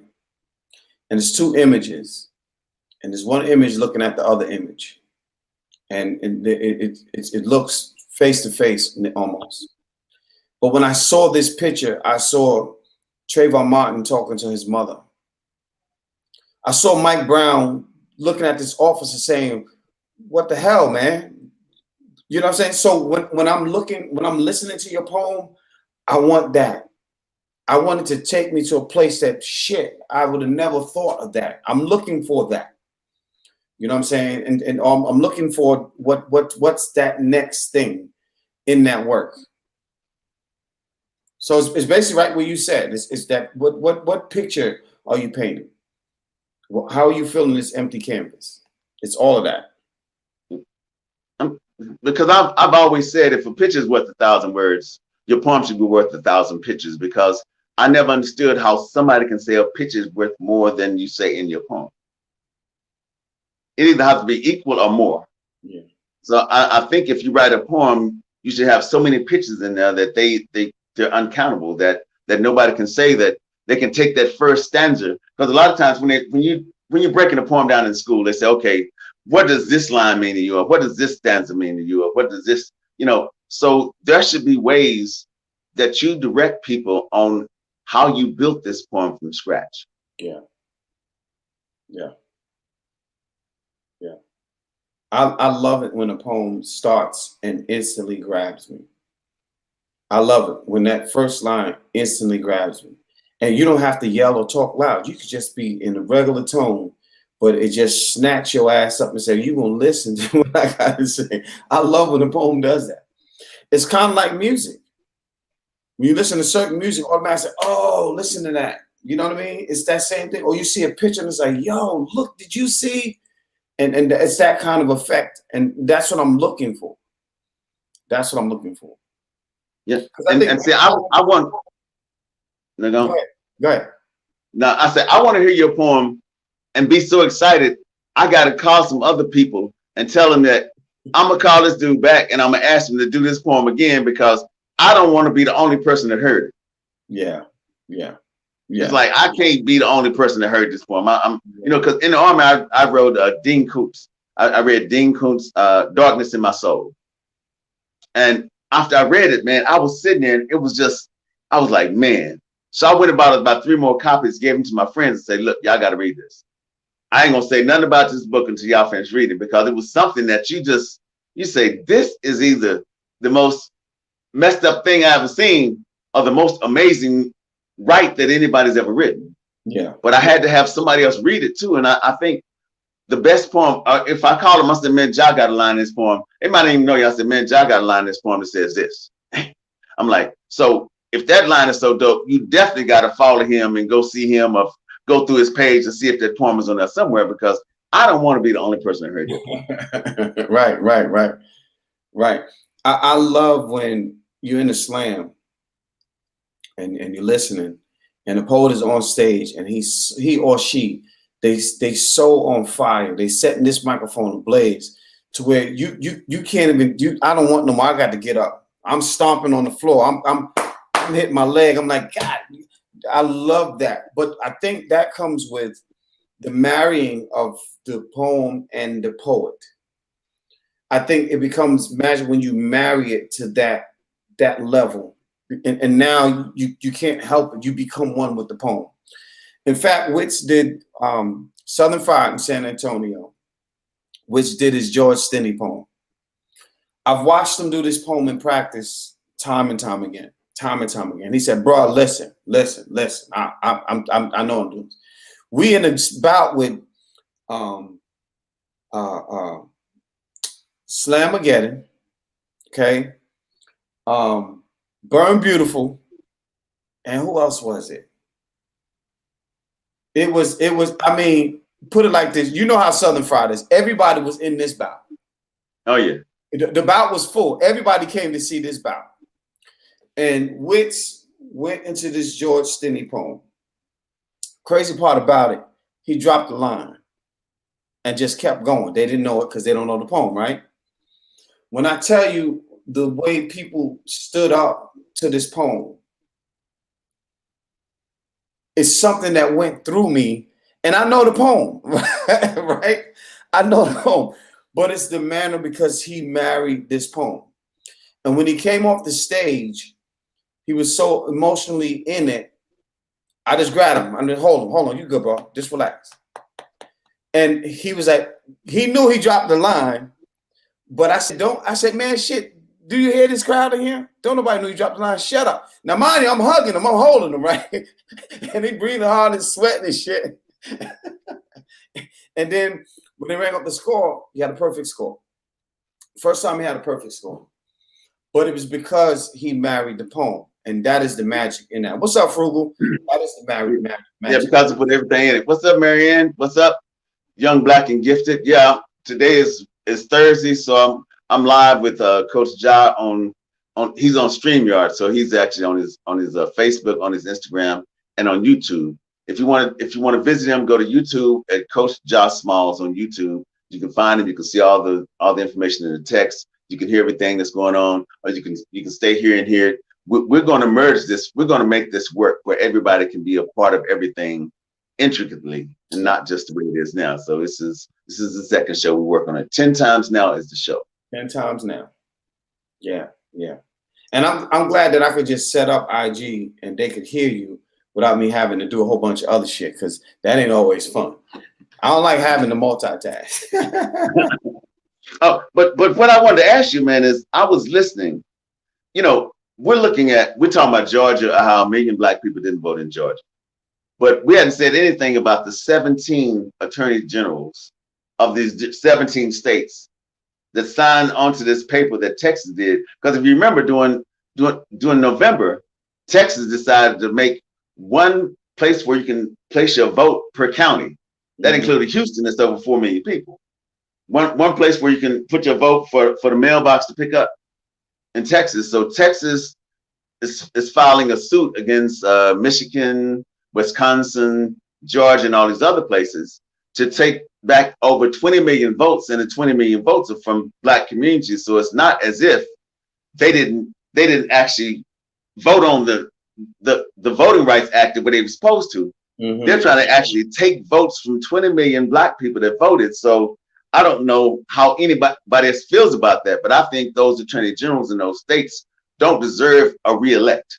Don't deserve to be re-elected. So if they're this far gone and they say they like the Constitution, and the Constitution says no state can sue another state, so there's a lot of things we're not paying attention to. So 10 times now is important because we have to see this moment for what it is. Yeah. You know, we can say it's a prejudice thing or it's just white people doing this. No, this is blatantly going against the Constitution, although we are not constitutionalists. Right. And we don't know what to say. I just know that a state can't sue another state talking about the way it voted, since every state has their different means and methods of voting. But we need to pay attention to these people on this document to make sure that the next time their name comes up in any voting anything, they don't make it. Because I don't think we need to reelect people that's so blatantly against us. Right. I'm saying this is against black votes. Yeah. Because every community they're talking about is for majority minority, majority us. Which goes back to what I was saying, that we have to, until we decide, we need to start knocking black folks out. You ain't gonna vote and knock their ass out and drag them out the community. What is it gonna take? Okay, you said something to me when we first started talking. You said, until we have 100% voting, we don't know what we're gonna have. We can't say the shit don't work because we ain't tried it. Exactly. It's like somebody saying, well, you know, I ain't no role model. If you were not a role model, you go live your ass on a deserted island because somebody watch. Somebody. Now, the people that say that, everybody's watching. Everybody watching. And you usually one of the main people they focusing on because you're the jackass out the group. And that's my whole argument is I think it's, you know, just like I say, 60% of us voted for Barack Obama when he was president. Mm-hmm. And he won by a landslide. Everybody was so grateful. And I'm sitting here wondering, like, okay, so how do we celebrate 60%? I don't know how to celebrate 60%. I don't know what coach would tell you in the huddle. Like, you're finna play the #1 team, you're at the championship game, and they say, okay, team, we can do this. Or when everybody get out here and give them their 60%. I ain't never heard that from nobody. Just go give them your 60%. It's gonna be a great day. I'm like, I don't know how that works.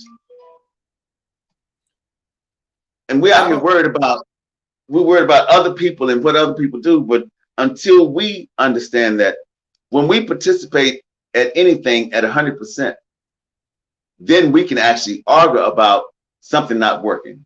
That's right. or something working or why we can't change something. So we can't change anything if we're not participating as a whole to change it.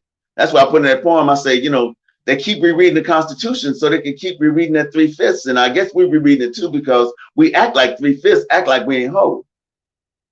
Yeah, we sure don't. We sure don't. We enjoy the fraction. Yeah, it can't do math. We enjoy the fraction. It can't do math. I understand that we haven't been a collective for a lot of people to see us as a collective, right? A lot of us have never known a thing.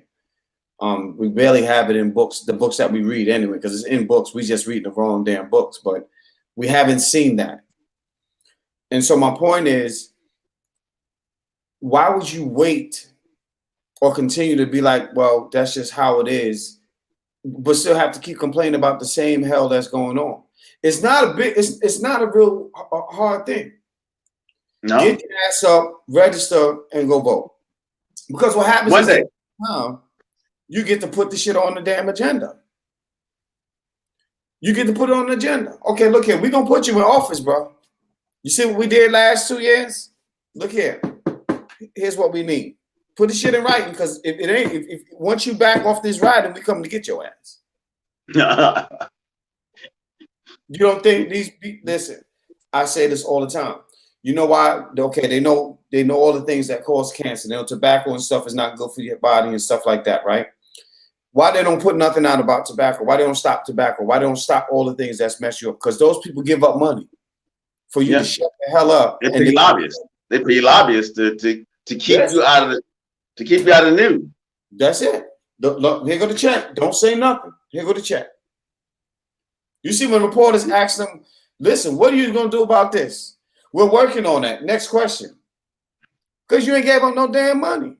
But this is what I'm trying to tell black people. Here's what we got to understand. If Slave owners had plenty of slaves on the plantation. It was just him, his wife, a few kids, and all them damn black folks working on the plantation. How in the hell are we minority? Explain that shit to me. Yeah, where's the uprising, huh? You hit Candyland and all these damn places had all these damn slaves. I had a person read me an obituary, a will from one of his ancestors, handing down slaves, 20 some odd slaves. He's passing them on to other people. And in the writing, listen to me, in the writing, it also said any children that bear from those women belong to that family. And I'm saying in my mind, like, these people are inhuman. This is insane to think like that. But again, I'm going back to what I just said. How the hell are you minority in that case? Now, he died and gave all these kids to all these people, all these slaves to all these people. And it's still outweighing all the people that he gave them to. Still outnumbered. But imagine, John, if we went and we were going to perform our portrait on every plantation in the United States. So we just go to plantation, like at Whitney Plantation in Louisiana. I'm saying they have a wall almost like the museum for Vietnam with all the names of soldiers lost. They have the names of slaves and the ages of slaves and all this, and it's like 15, 20 walls because they had so many slaves.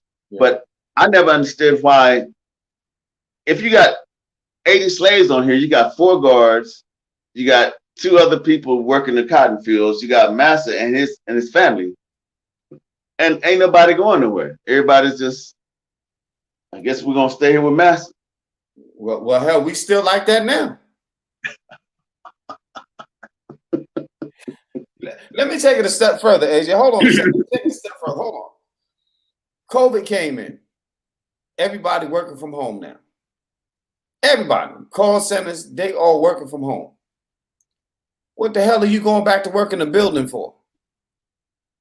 Do you not know? Listen, you think that job gonna say, look, you either return to work or you fire and nobody show up to work the next day? I guarantee they'll be like, look here, we need to negotiate because I want y'all asses back in the office, but y'all ain't seem to be moving. They're not gonna shut them damn phone lines off. I tell you that much. But I'm saying, just like the point you made, if you're working from home, shouldn't the company just furnish you new equipment in your house so you can completely work from home?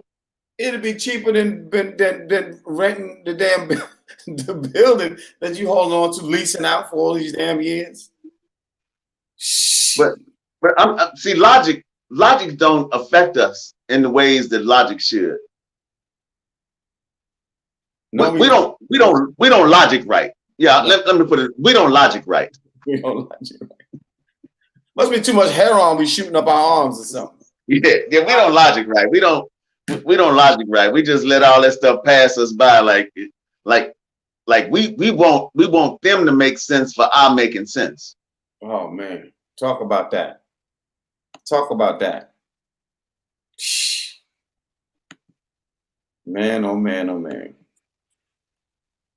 But man, I think it's like right now, I think it's the 2 important issues is how do we bring some type of, I guess, repercussions for these 17 attorney generals in these states. I guess the states that signed on to this decree that they want these 20 million votes from minorities taken back or wiped off the books. There has to be some repercussions for this. And I'm like, I guess they say we control our blacks because we got them voting at 30%. We got them voting at 40%. How you think we've been in office for 20 years? And I don't see how in that state or in Mississippi or in these other states that's participating that people don't understand that maybe we do ought to need to vote. Ought to need to vote. However they want to say it. Ought to vote. Maybe I think logic should kick in at some point in time to say that how are we going to change this? Because we can't change it if we continue to do what we've done, which is nothing. Nothing. Not a damn thing. But look stupid. I don't know. If you ever figured out, please let me know. Well, I think like this week we should post a questionnaire, not a questionnaire, but on your page, just asking for questions, the people to pose us questions. So those are things we can talk about if that's what they want to hear us talk about. For okay, like what do you want to hear us talk about next week? What do you think we should address next week besides the things that's important in the news? Azar King, what's up? The Musings Palette. Open Book, what's up? Good to see y'all here. Yeah, I'm saying because it's time that we add just not our concepts, but I think other people have like Michael. Like Michael said, we're waiting for a leader when we see one in the mirror every day. Every day, Mike. Every day. I have some folks that are swinging some political folks this direction, and I'll be able to bring them in as soon as they got time and to get in. Obviously, you'll know ahead of time, AJ, but I got that in the works. If anybody's in Texas and you know some political folks or have some ties with some people who are into politics, I don't care what position they're in, swing them this way because they can ask and answer some questions and help us with some of these things. If you got some political folks in Georgia that have some political ties, we don't want this just to be about entertainment. We want this to be about, listen, the time is now. We got all this time, all this technology. What are we doing with this technology? Let's make it worth something. Reach out to those folks that you know that are politically tied in. And financial people, all those things. We want to talk about all of that stuff. But we want to talk about the stuff that's important. No, because I think like right now you're talking about a podcast, but I think we can add this because I think we're gonna because I'm gonna check out this Restream to see if it actually works. See if you can log into 30 different mediums and everybody be on the same platform. Everybody be in the same feed as far as chat. Yeah. So we're gonna look at some things, but I think it's dope. It's definitely time for a podcast. We definitely got to do this podcast, and if we could do it as a podcast and the streaming mediums, that would be even better. Better presentation. Yeah, and like I said, with all of you that's watching, it's all about what do you want? You know what? Let's not use this recklessly. You know, it's such a powerful tool. Let's use it for what it's for. It's for. Let's make the information pass. Political folks, I don't care what level they on. Bring them here. Send them here. I don't care what they identify as either. Yeah, I don't care. That don't matter to me none. Just come on, because my thing is, we wait, you know, because when you start voting at 35% in your neighbor, in the black neighborhood, the Republicans and the Democrats start coming to your big church. They want to sit there and talk to, you know, vote for me, and they ain't seen you, you ain't seen them, you don't know who they are. But they come because it's 35% of you voting. Just imagine if there was 100% of you voting, there would be a line. There'd be a whole line of people running for office at your church door. Waiting, and you say, okay, drop your tithes in. And it was one port the other day, he said, do we call these tithes or taxes? Wow. Wow. And I was like, I don't even know what to do with that. Woo. But it's actual facts. Actual facts. And what? But I think it's time. Oh, I'm sorry. No, I was just saying, what do you do with that when you hear something like that? What does that make you feel? Right? That made me feel like I'm slipping. I should have wrote that first. I keep a pen in my hand. How did he beat me to writing that line? How did that happen? No, but I just think it's time we actually lose our ego and understand that the only way we're going to get better is for everybody to get better at once. Everybody get better together. So if we're working on it together, we get better together. So you got to not fear hearing the truth about what it is you want to hear the truth about. You can't just ask your friends hoping they say it's okay. You got to know, because I'm saying my girl, she tell me the truth, man. She'll tell me the truth, and she say, look, sit down. And, you know, when they say sit down, you know, it's like, the impact of the word is going to knock me down if I'm standing up. I don't understand what the sit down part means, but yes, sometimes it is, because we think we're better than we are when we need to be better than we think. Yeah. But you know, sometimes it's like we're not even thinking. On automatic pilot, huh? Like those Boeing planes that crashed, like the 2 Boeing planes that crashed before they had to ground the whole fleet. You have to be on autopilot to think that, you know, you see something happening, the whole world is talking about it. You didn't play no part, and then you had no problem with that. Yeah. You got to be on autopilot. You got to go to sleep thinking, oh, it's going to be all right tomorrow. Every day, it's going to be all right tomorrow. That's the only thing I can think. You don't know shit, and you ain't did shit. And you ain't planning on doing nothing. You can wake up in the morning, same thing. You can get my blunt, drink my beer, get my heroin, get my cocaine, whatever that is, right? Whatever pills I want. The doctor said if I take all these pills all day, I'm gonna be all right. I gotta drink all this water now. I gotta overdose of water because it's medication. Think about it. You gotta flush this poison out my system, huh? Yeah. I got but then drinking the water, you gotta understand that everybody was talking about the Flint water when they had the crisis, when they wanted to save money, so they switched the pipes on which water was going where. And it wasn't to save money, and then they act like they didn't know what they did. Right. It wasn't just Flint, it was like 10 other cities that had poison water, but they just say, hey, y'all need to boil the water for y'all drink it. You know, don't be out there drinking and bathing in that water. And it's like, we don't understand that. We think all these things are free and work for us, but we don't understand what this particular legislative body has done to our areas. And they allowed them drilling. They're trying to let them drill off the shores of Cuba and off the shores of Florida and off the shores where every time they drill somewhere, there's been this billion leaks of oil in the ocean or in the lakes or in the water, like they did when they was drilling up. They tried to do the pipeline up in Indian country. Yeah. And they were saying, no, this is our sacred ground. They said, okay, well, we're going to be careful. And as soon as they started, there was a leak. Yeah.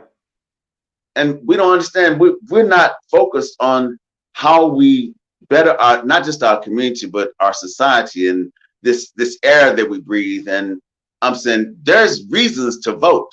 Oh, yeah. That's not just for a president. There's reasons to vote in your city to make sure that your water's clean, to make sure that these schools are funded properly, to make sure that your children get the proper education. So there's reasons to vote. You just need to look and see what your reason is. What's your reason? And AJ, I'm gonna say this too. I was responding to Mike, but I'm gonna say this too. I don't give a damn if you never vote for another president in your life. Vote the locals.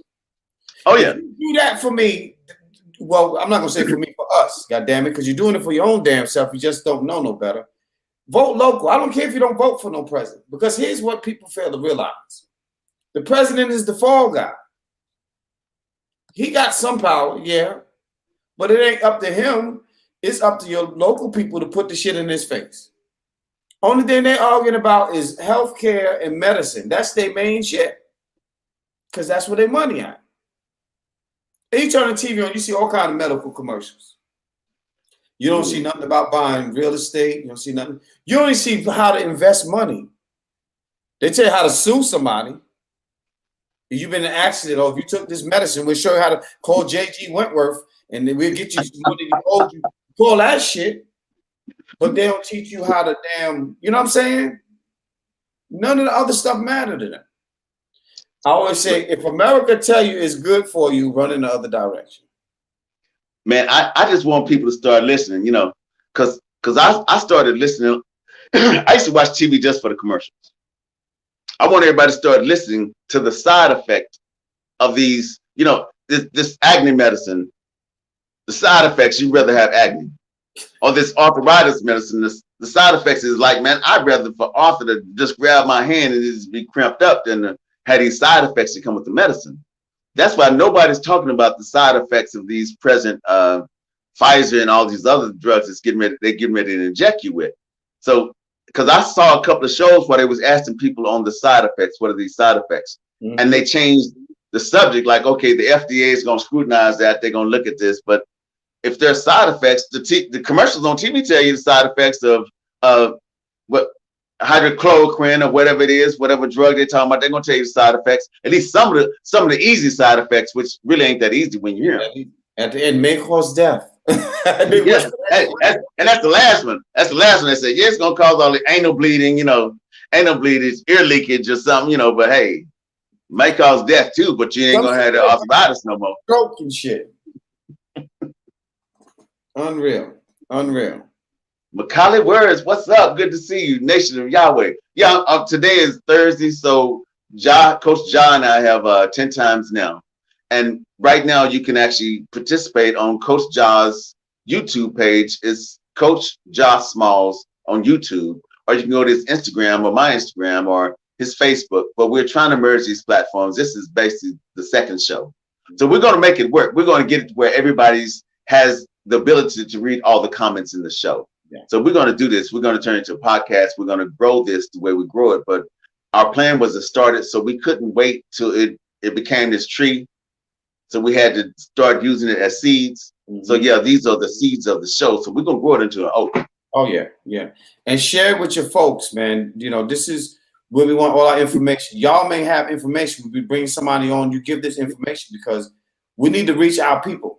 We need to start teaching. Sure. So if you got something you want us to talk about or some for us to address, send a question in, because we're not afraid. We ain't afraid of no big bad wolf. No, what's that? My mother ain't raised no punk. Yeah, we ain't afraid of no big bad wolf. So come on in. We would definitely love to address whatever it is you want to talk about. Yeah. Because right now we're trying to see what are the most important things we need to focus on this week. Because next week it's gonna be some more important things going on. Yeah. So what is this week's? And we need to listen. When new people's going out registering people to vote and all that, get your ass and be registered. Oh yeah. Get your behind and be registered. And like I said, I got some. I don't care what political party you belong to, because the ones that we don't know about, we need to talk. We need to know who the hell they are too. So bring their asses on here too. Yeah. Hey, John, I just got a question on my Instagram from the Nation of Yahweh. He say, "Can you produce your God?" Can you produce your God? That's a great question. Yeah, can you produce your God? If I want to worship this thing right here, I can. But can you produce? Yeah. Can you produce an almighty with almighty powers is a different story. And so let's go back to real history. Before the word God even existed, what were they praying to? Because that wasn't the word that always been in existence. We're talking about language. Yeah. And so in that essence, what were they praying to then? And those people live way long and way better than we did. We all this technology shit, and we can't live to 65 years. And so that's a greater question is, what happened before? Who was there? What was there before God was there? Let's talk about that. Before that G. Now, I hope you can hear me. He said, okay, so he said, what was there before they changed the word to the 3 letters? What was before that? What were they praying to in Kemet? What were they praying to in the first or second dynastic period?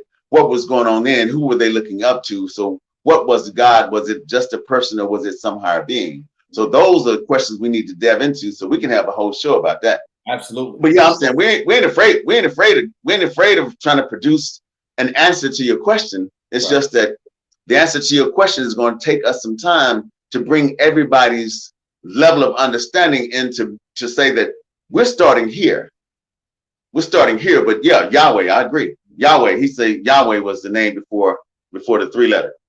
But I'm saying we're starting here, so there's a whole lot of things that we can address. And the way we address that is we got to go through the history of religion. Yeah. Yeah. Before religion was even a word. Right? Yeah, history of religion before they branched out to. Let us break down the word religion. Yeah. If religion is a 2-part word, and religion, meaning get back, and religion meaning God's way or God's path, why are we stuck with religion? That means we ain't figured it out yet. If we're still following a religion, according by definition, we ain't figured it out yet. And let's add into that, right? If this is the being that we're praying to an almighty and all seeing and know of all things, we ain't praying the right prayers because we ain't changed shit yet. Now he said, bring me on, I'm able. But see, if I bring you on here, he won't be able to hear you. So go to Coach Josh Smalls on YouTube, and you'll be in that feed on there because we're on YouTube. He's on StreamYard, so we're on YouTube where you can see everybody's answering. Because if I bring you here, it's still, I guess, there'll still be a drag on him hearing your words here than you being there. And maybe so we'll set up a dynamic where we can actually have that show one day, because that's what people will have to understand. Topics like that aren't a one answer question. Yeah. Now that's what I was telling. We have to start in the beginning. So check this out. What we would do is I would actually schedule a show for you to be the topic, you to be the person that we talk to about this particular subject. Yeah. So I'll do that myself on my page, so we could do that. So you can get your facts ready, get your information ready, and I want you to be able to understand that there's other people with other opinions. So we really have to listen to everybody's opinion. We can't just be over talking people, because I hate conversations when people come in and they have a point to make, but you want to over talk them because they're making a point besides the point that you made. So we have to have this balanced sound where when they talk, you listen, and when you talk, they listen. Right. And we're gonna make it be where it's an equal amount of your time. Absolutely. And because I'm a type of person, I'm well balanced in what I feel about the creator, who the creator is. And I believe in me that there's no religion that won't allow me to make a prayer to an almighty and to be answered or heard. And so I think some of our biggest problems with religion is having flags. We like gang members, and I belong here, so I can't talk to you. And because you believe that way, I can't fool with you. That is some of religion. Conversation about religion is worse than politics. Yeah, because when your religion has borders, it causes a problem with the expansion beyond the rim of the place you live. Yes. Yeah. So we're going to have, what's up, Jordan Michael? Yeah, I want to have this conversation. I definitely want to have with you. So hit me up. We're going to schedule this conversation. That's going to be the topic of the day for that conversation. Yes, let's schedule that one. I like that. Because the thing right now, we're discussing some everything. I'm on here with Coach Josh Smalls. Follow him on Instagram at Coach Josh Smalls, or on YouTube. Subscribe to his page. It's Coach Josh Smalls on YouTube also. And on Facebook, I think it's just Josh Smalls, right? Yeah, it's just Josh Smalls on Facebook. Yeah. Josh Smalls on Facebook. You know what I'm saying? Follow him on all three of those. And we'll get to this. We're going to definitely understand that no conversation, we ain't afraid to have a conversation about whatever it is you want to talk about, but you have to come willing and ready to listen also. You can't just come in and speak. Yeah. And listening to really get to understand. And so growing up in the Nation of Islam, right? I grew up, and when you receive a word, there's a essence within yourself that makes you feel like everybody needs to hear this word. Oh yeah. Nothing wrong with that. Nothing. But the manner in you delivering a message, you also have to be able to receive a message from somebody else. And that's one of the biggest problems we have. We don't listen to understand, we listen to respond. And I used to be that. And then I went to school and I studied world religion, and I talked to different pastors, and I listened to all the stuff they say. And I'm saying to myself, well, all this shit is the same. So why are we beefing and warring over it? Okay, look, that's how you believe, fine. Let's go pray, and then hell, I'm gonna go pray this way. And at the end of the day, we don't make prayers a lot and all this, and we should be good to go. But see, I think we've been taught that if somebody is different from us, see, America, okay, green eggs and ham. I'm just talking about green eggs and ham now. Okay. So we all know what eggs and ham is, but when they turn green, he wouldn't eat them nowhere. He despised green eggs and ham. So America has this black thing. So if it's a black thing, America despises it being a black thing. So it taught us that we are supposed to either fear or not like something because we were taught not to like it. Right. So our thing is we have to put aside everything that we were taught and reteach ourselves how to listen and how to learn better and how to live better, just by reteaching ourselves that everybody has an equal opportunity to truth. Yep. So what's the truth? What's the truth? That's the best question of the day. What's the truth? What's the truth? Yeah, because you're Not gonna hear a bunch of versions of it. Right. Not what you believe, but what is the absolute truth? That's it. And what I tell a lot of people all the time is this, and people need to really listen to this. If religion that we've learned and taught is right and exact and perfect, then God don't want to talk to us. because you understand what I'm saying? Like we're missing some things, and we have to stop saying I have the right way. I have this is the right way. This is it. This is how you make it. Because you ain't never met nobody that made it. Yes, you ain't that never is again. that is a quandary. That is a quandary right there. Like, okay, so you telling me this by what example?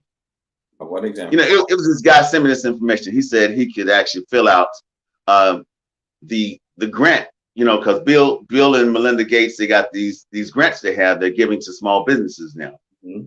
So this guy sent me some information, say, okay, send me this information right here, and I can fill out the grant for you, and we start there. I'm like, so how do I know you are who you say you are? What media pages do you have? Let me see your page. Let me see that you've done this before, and I'm not the first person you experiment on. So he sent me this information, and there was a whole lot of names in it. I'm like, until you actually identify which one of these are you, I don't see how I can actually, I don't know you. We hadn't talked, we hadn't spoken on the phone, so I can't just say, okay, here you go. Yeah. Because everybody knows a grant out there, but everybody knows what you can do with people's information. Mm-hmm. So it's the thing that we expect for people to trust us on our word, but we don't even trust us in our word. AJ, it's funny you say that, bro. This person sends me an Instagram request, friend request, and they said, "Hey, I'm a pastor, this and that, and I'm here to help people. You don't have to do anything in exchange. I'm here to help people pay their bills. Do you need your help paying your bills?" I said, "Hell, everybody need help paying their bills. What city you live in?" I said, "Man, get this shit out of here." Do you need help paying your bills? Just say, listen, I can cash app you some money or write me a check. I don't need an explanation. Who you know, and that whether they're rich or not, especially rich people, who you know going to turn down some free money? Nobody. Do you need help paying your bills? Are you breathing? Shit. You don't realize really saying, even when I get paid, I need help paying my bills. Okay. How about you just take all my bills and don't never give me a bill? Really? How about let me give you an estimation of the year's bills, and you pay them for a year, and then we're good. So the nation of Yahweh say, does your God teach fervent charity? He says, more so behavior. I don't know what that is. He said, how to move from poverty to riches. And see, I think most of those conversations from poverty to riches, I don't think a lot of people understand the stages of steps in there, because like I've been a part of a lot of multi-level marketing schemes, that started out a long time ago. And the thing is if you're working on something that you believe in, but somebody comes along and say, okay, like if you do what I'm doing, we're going to make this work. But what about what I'm doing? And I never understood how I'm supposed to drop what I believe I'm gifted, what I'm here to do what it says we can make money at, because that's what you're doing. And they say, don't remake the wheel. I'm not remaking the wheel. I'm remaking cars. If you got wheels, give me the wheels. You can, we can ride on the wheels, but I'm remaking cars. So we're doing different things. So I don't think people understand how we can be a part of everybody's everything if you don't come in demanding that I just be a part of yours, and you don't even see what mine is. Right. I want to address that question that he said. Ask this question again, because I'll make sure I heard word for word. Okay, one, he said, this, it say, let me find it. It say, does your God teach fervent charity? Okay, now I want to say this first of all. I've never known any God to write a religious book. I've never known any God to write down charity or needing money or anything. And so I don't think that's a legitimate question. Does the book or religious teach that? That is a question to ask. But for what, in other words, what would a God need money for? And then why would he be writing in the text that, oh, you got to give up your money? So I don't think that's a legitimate question. You know what I mean? Because it doesn't even make sense. Because God ain't never, listen, them red letters ain't nobody's God said that. God didn't write that. But my thing, even biblically, it says the greatest of these is charity, which is love. So it says, though I speak with the tongues of men and of angels and have not charity, I become a sounding brass or a tinkling cymbal. And though I have all faith so that I can remove mountains, but have not charity, it profits me nothing. So the poverty from riches things, I'm trying to see how that fits in the concept of where charity is. If charity is love, and they say God is love, there's nothing to do with money in the process of love. Nothing. Nothing. You know, okay, the word was made flesh and dwelt among us. Yeah. Also, he wrote the book. But see, Peter said that. Wait. The Who words in the book. Now that's what he said. He said the word made flesh. He wrote the book. So I'm trying to see how to move. But that's all he said. So no, nation of what Yahweh, we're gonna have this conversation. But I'm saying you and I and John, we're gonna set up a day that we're gonna have the full conversation, so we can bring out all the information that we have and all the information we don't have, so we can actually discuss this and not in bits and pieces. Yeah. Because I'm gonna tell you, the worst thing in the world for anybody to do as far as teaching somebody about faith or about money is only to have a part of the information and not have the whole truth. That's right. That's right. Now, I'm gonna say this, and we're gonna get off that subject. And I want to say this. I want people to understand something. When it comes to scripture, right? The Bible says, and I don't care what we're going with Christianity because that's the one that's well known to everybody, right? Uh-huh. And I just want to show you how wording in scripture does not give you a full concept of what is. Okay. The Bible says the earth had no form or void, but the water lay in darkness on the face of the deep. Yeah. Bro, there's no way you can explain that to me. I don't care how long you study. You can give me what your idea, your interpretation is. You're not going to ever be able to explain that to me. No form or void. So that means that my tea in this cup is just floating around. In fact, it can't even float around because there's no air. And so there's nothing for it to float, no foundation for it to float on, huh? It can't even be air. It can't even be water because water still needs oxygen. But John, the scripture that I based everything on that I believe and do, it says, study to show thyself approved unto God, a workman that needed not be ashamed, rightly divided in the word of truth. And when it say rightly divided, so that means that you might be presented with two truths. But which one did you study? Which one did you believe in? So there's some other truths out there that might be worth you listening to, but you need to study to make sure that you know what you're talking about. So I won't talk about things I don't know. So we can go in all these different areas. So there's other parts of this thing that we need to go back and reread before we even have a conversation about it. And then we got to go, who wrote that and who said that? Exactly. Jesus. And when did they say it? What did they say? And who did they say it to? Now, what original language was it in? Because you can't use words like almost in a lot of languages. Either it is or it was not. We didn't almost get there. No, you just didn't get there. Yeah. Now, my dad used to say it's like it's like someone. It's like throwing hand grenades. Getting close. If a hand grenade you can throw it close, then you might still get your target. Yeah, you might. But close ain't nothing. Close. Close ain't nothing. You need to precisely be where you're supposed to be. You need to be dead on. If you're not, you're gonna blow your old damn self up. A Biz Network said, I believe if you purely seeking the creator, no matter what you call God, and operate from your higher self, you're on the right road. But sure, seek truth. That's all I was saying is that, see, whatever you study, you can find some truth in whatever it is you study. Yeah. But the thing is, if you're walking in the direction of the sounds that you make, your life would change by what you study and what you believe. Absolutely. I say at my show, AJ, you've heard me say this many times.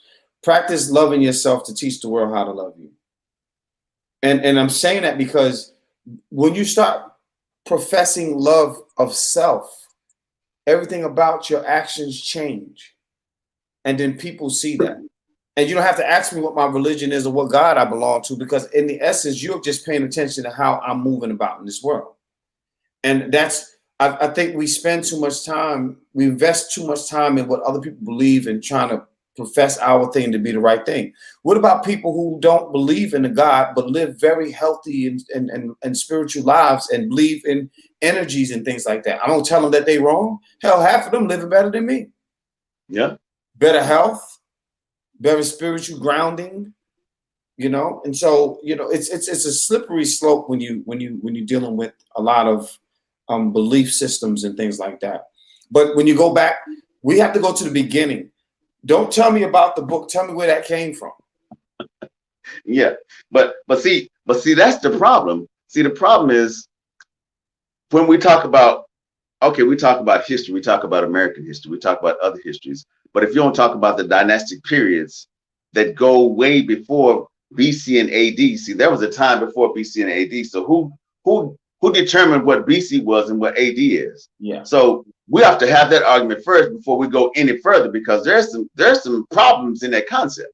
It damn sure is. It damn sure is. So I'm saying we're gonna have this conversation, y'all. Well, we definitely gonna have it. But he said, well, you must know thy name. He said Genesis 1:2. He says it's a metaphor. And see, that's the major problem, is that, see, some people say this is a metaphor, but this is not. So who's to determine what's metaphoric and what's the solid truth? What's the solid foundation? Right. Because, you know, we have all these different people interpreting all these different scriptures. And then they say, okay, today's sermon is from Genesis 1:2, from Matthew 12:13, from Zechariah 4:12. And they putting all these things together, which is one liners. It's like, if I take one line from Coach Josh, from Mike's, from Mr. Witt's, from everybody else's poem, I can make a poem. Yeah. But that don't mean I'm teaching a sermon. Don't mean you're teaching shit. But I'm saying, but that's where we are. Yeah. Yeah. Oh yeah, know thy name, and it's the only way to identify him. But we're gonna have a conversation, so we can't have it in bits and pieces. Yeah. And again, you know, who are the authors? You know, where did these who it was incited by spiritual men? Well, so was the United States of America. The forefathers were spiritual. Let them tell it, huh? Let them tell it. I mean, you know, and then think of why they chose the religion in which they chose. You know what I mean? Why they chose that particular religion to be, oh, this is the religion of this devil's island that we live on.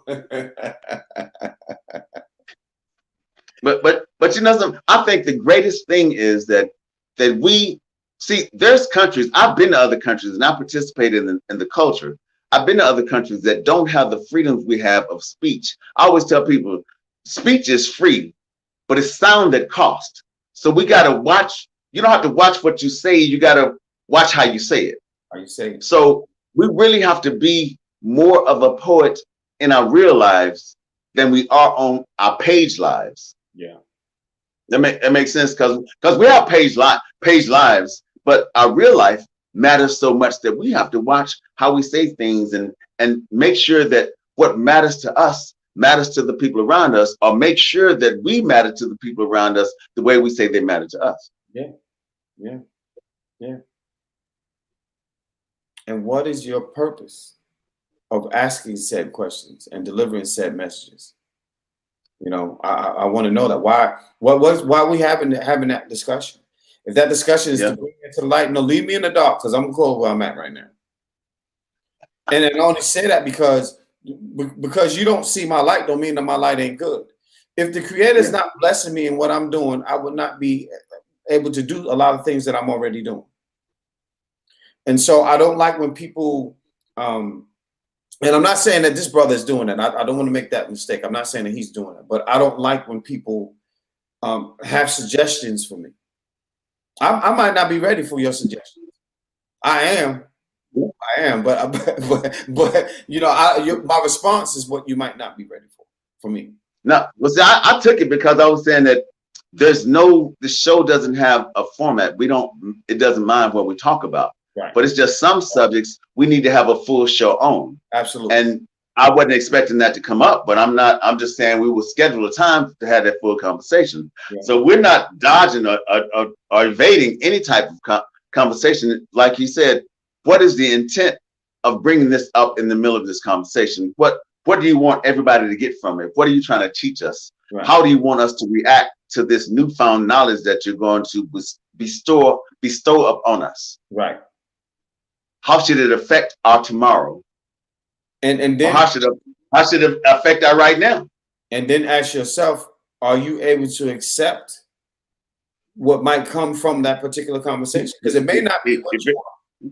Yeah, if everything you say is wrong, if you find out everything you say is wrong, can you accept that? I agree. Yeah. I remember, man, when I was younger and I used to study, we used to go and study. I studied 5% Nation. I was Nation of Islam. And I couldn't wait. What? That pop, dropping it on you. Boom, boom, boom, boom, boom. And I ran off so many friends because they're like, nigga, you crazy. And it wasn't because I might have been telling them the truth, but it was ill manner in the delivery. Yeah. And I didn't. Man, I interviewed the Poor Righteous Teachers, right? For a show that we did. Me and my cousin, we had the first Black independent production company in Dallas where we had shows that air locally on TV channel 82133. But I interviewed the Poor Righteous Teachers, and they were 5%ers. So they were spewing all this knowledge, had all these people following them. So I'm trying to get them mic'd up on their lavalier light mics, and I'm talking to them, and they're asking me questions. And I was trying to tell them, I say it would be better if you just talk to the people you're listening to and just let me do my job, because right now I don't really think I want you to do this interview. And if we have a full conversation, you might not want to talk to me when it's over, because a lot of times people that talk a lot don't know how to listen. And I'm not saying this is you directly. I'm saying right now we're trying to get rid of this interview. So when the interview was over, they came to me and said, okay, now what you say? And man, I was talking to them. They were so quiet. They wanted some pen and paper. They wanted to write down some stuff. They wanted to go find. I'm like, a lot of times you don't know who you're talking to about what you're talking about. You don't know if they know more than you know. Yeah. So that's why I say be careful what you bring up, but be ready to have your mind changed by what you thought you knew when you arrived. You might take a whole bag of shit home that you hadn't planned on carrying. And your sleep pattern might be messed up for a week. Yeah. Well, AC Moon say, just live right. Be honorable to all and everything. Everything me needs belief system for our supreme minds to stay sane, be it good or by any name or an energy or power. So, and I think that's put in the concept that we can all understand. Mm-hmm. It's like, so we want to identify something directly as this is the only thing identifiable, which we know from all these continents, from all these religions. There's 13,000 religions that have a virgin birth. 13,000 religions that have a virgin birth, but the first reference of a virgin birth was in Kemet, in the pyramids. So we can trace all this back. We could talk about religion, but you don't know how far we got to go back to get to the beginning of what we're getting ready to talk about. So it's not something we can talk about this instant, because I have to go and refresh myself on the things I thought I remembered. That's right. Before I talk about what I know. That's right. And there's so much African folklore that's into religion now that we're following that makes that religion really don't have crutches to walk on. Yeah, I'm saying it's Once you become snatch, smoke. once you snatch Mother Africa and everything, once you pull that out, oh, you got a whole different shell you walking with right now. With No, no, it's like the sage we burn in our house to get rid of evil spirits. right.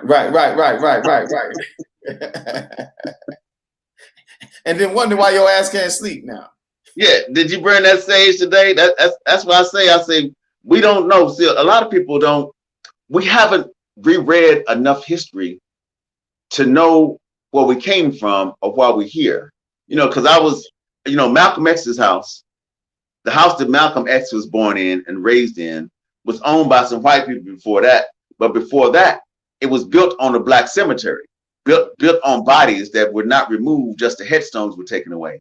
So a lot of times we don't know why we can't sleep because we don't know what we're sleeping on. You don't know we're sleeping. So don't ask me some questions because you don't know what you're sleeping on, because I can wake up the part of you that you thought was sleep that would disrupt your comfort for days. You be limping thinking you hurt your leg. Why is my back? You be holding your heart talking about why my back hurting? No, but I really think, okay, y'all would bring all your questions when we have this show, and we're gonna bring all your questions and all your answers, because I'm willing to have a show about this particular subject, although it's a hard subject for anybody to talk about. But I think Coach John and I, and we can bring Mr. Witts in, I think we can actually have an open discussion, but that's 4 people, 4 voices, 8 ears. So at some point in time, the ears have to take over in the conversation. We can all be voices. That's right. That's right. That's right.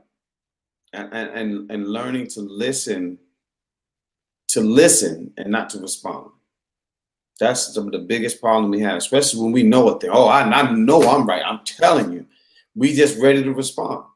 And I've learned to absorb some things, and that's why I should repeat that question, right? Because I wanted to make sure that I got that, and then I wanted to bring it back. Okay, well, before you can address this, we got to go here first. Yeah. Because you can't. I don't want to know about the shirt. Tell me about the threads, and tell me about why that designer picked those particular threads for that shirt. Yeah. You know tell me, was it left-handed? Did they use the left hand to pick the cotton? Yeah. Was it left-handed or right-handed cotton picked?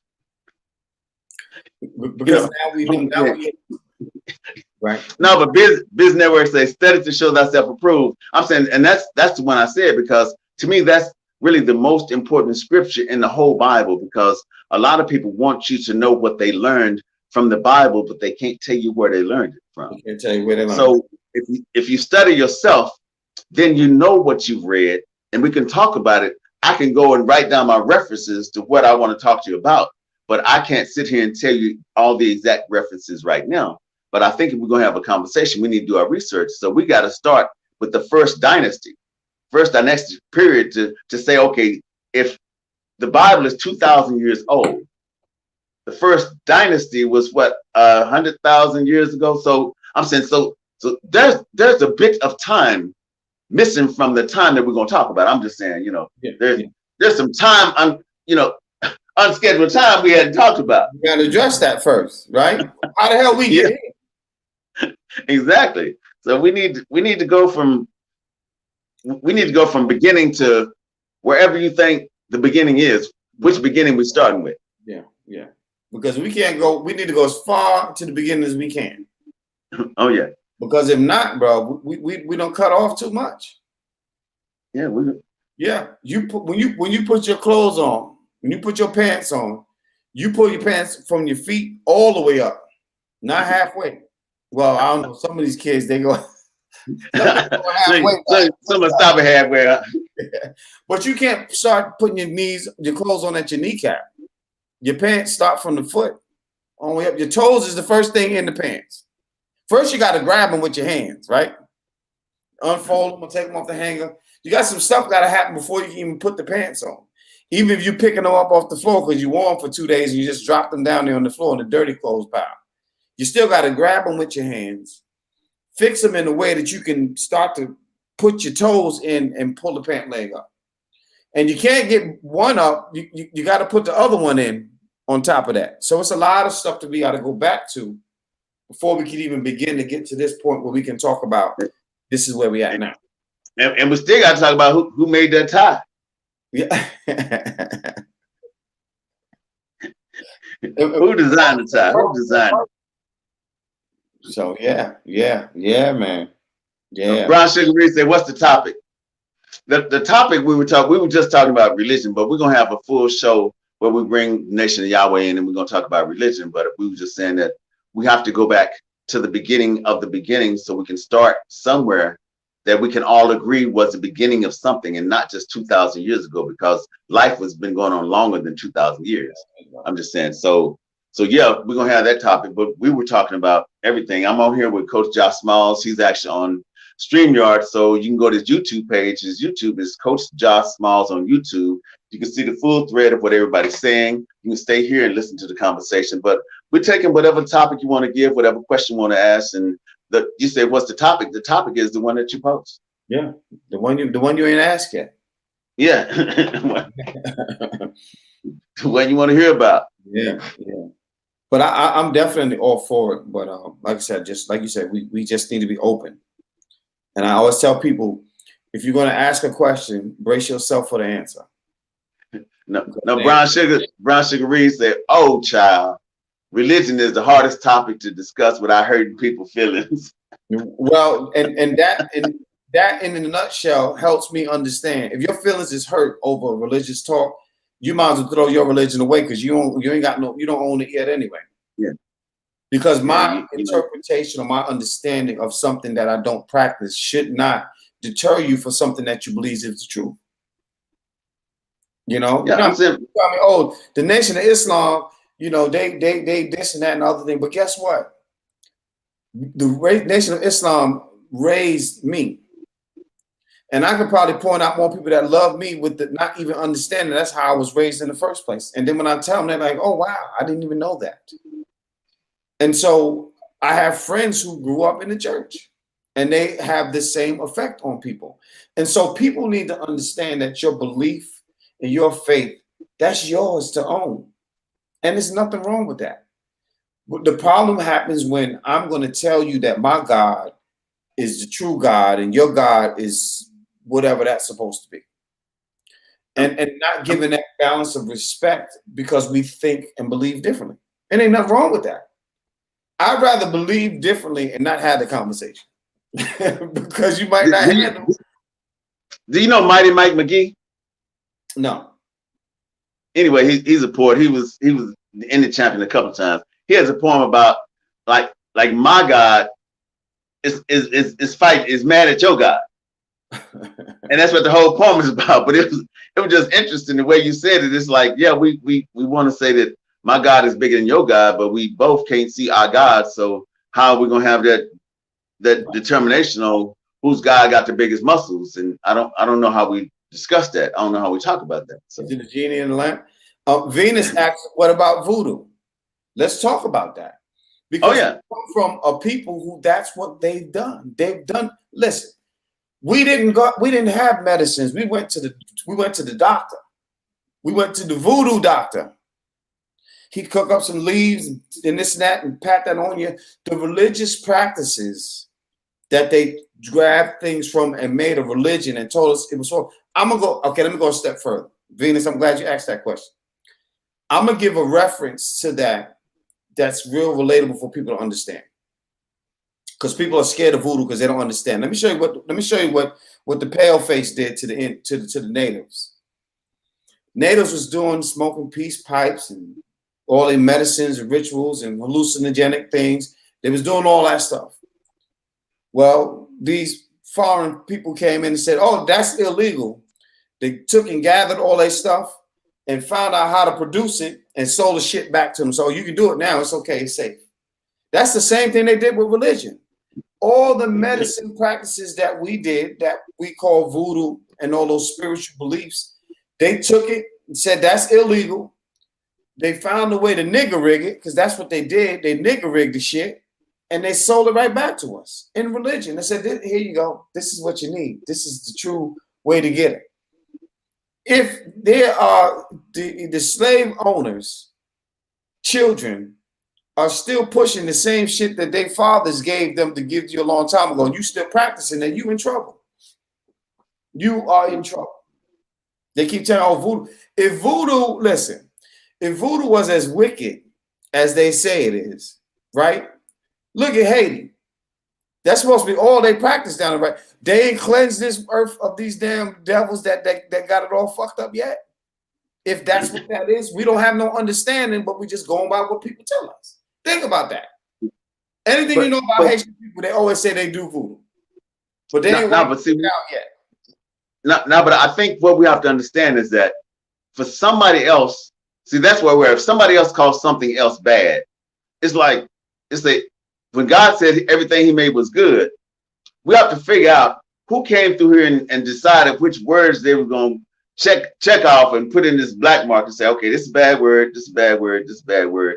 God don't want you to say these words, but He said everything He created was good. So if God created these words, how can we say what's good and what's bad? And it's like we will let people tell us what's bad just because they don't want us to say it. Just like we let people tell us what religion is not right because they want us to hear their religion.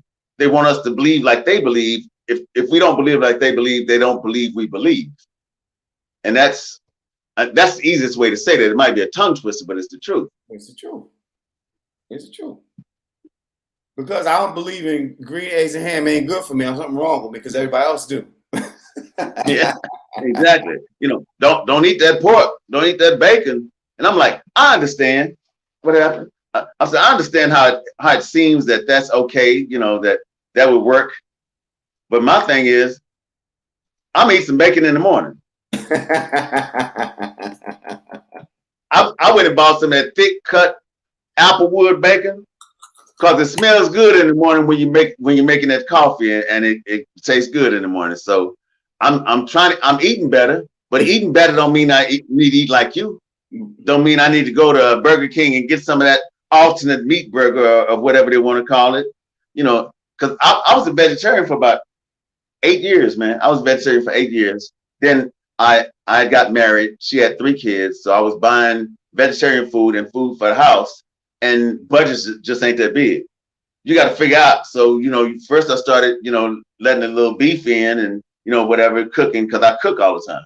Mm-hmm. It was like, as long as I eat good, I'm sorry. I understand being a vegan, and I understand I had all the books that talk about purifactive bacteria and how, you know, when you eat this, you're eating everything the cow didn't fully digest and all. I understand that, but we got to live on something. Yeah, because you dance. Like when they say ain't right tribe, what ain't right tribe say what? Ain't still right. Here, still here, and I'm saying still here. So yeah, I understand. But eventually, you got to just be still here. You got to know that there's some things you got to go through to get to where you are. And sometimes it might not even be what you want to go through. Yeah. Well, yeah, man. Like I said, I'm here for it all. Let's. That's why we're here, right? We're gonna have these conversations. Well, it ain't gonna be tonight because I'm gonna be eating me some dinner in a few minutes. But I gotta go cook now. I bought me some jumbo shrimp. Did you? I got me some garlic. I got some garlic cloves. I got a whole stick of real butter, one of them big chunks of real butter. So I'm gonna go and fry this garlic and the real butter, then fry the shrimp and the shrimp and the garlic and butter, and make me some sauce to go with it. And I bought some half hens, and I got some big old Irish potatoes. I'm finna have some baked potatoes and some hen and shrimp. And hold on, let me see what the flight's looking like so I can get my ass over there in a few hours. No, man, but seriously, man, we definitely gonna have to hang. But man, I appreciate everybody that came through, man. Appreciate everybody on Instagram that's hanging with us. I had some ham tacos just now. See, look, how's she gonna do that? How's she gonna talk about what she already ate, and we talking about getting ready to eat? See, that's what I'm trying. That's like religion. You know how they telling us? Yeah. That's like religion, Sarah. That's like religion. You telling us you already ate some ham tacos and some, you know.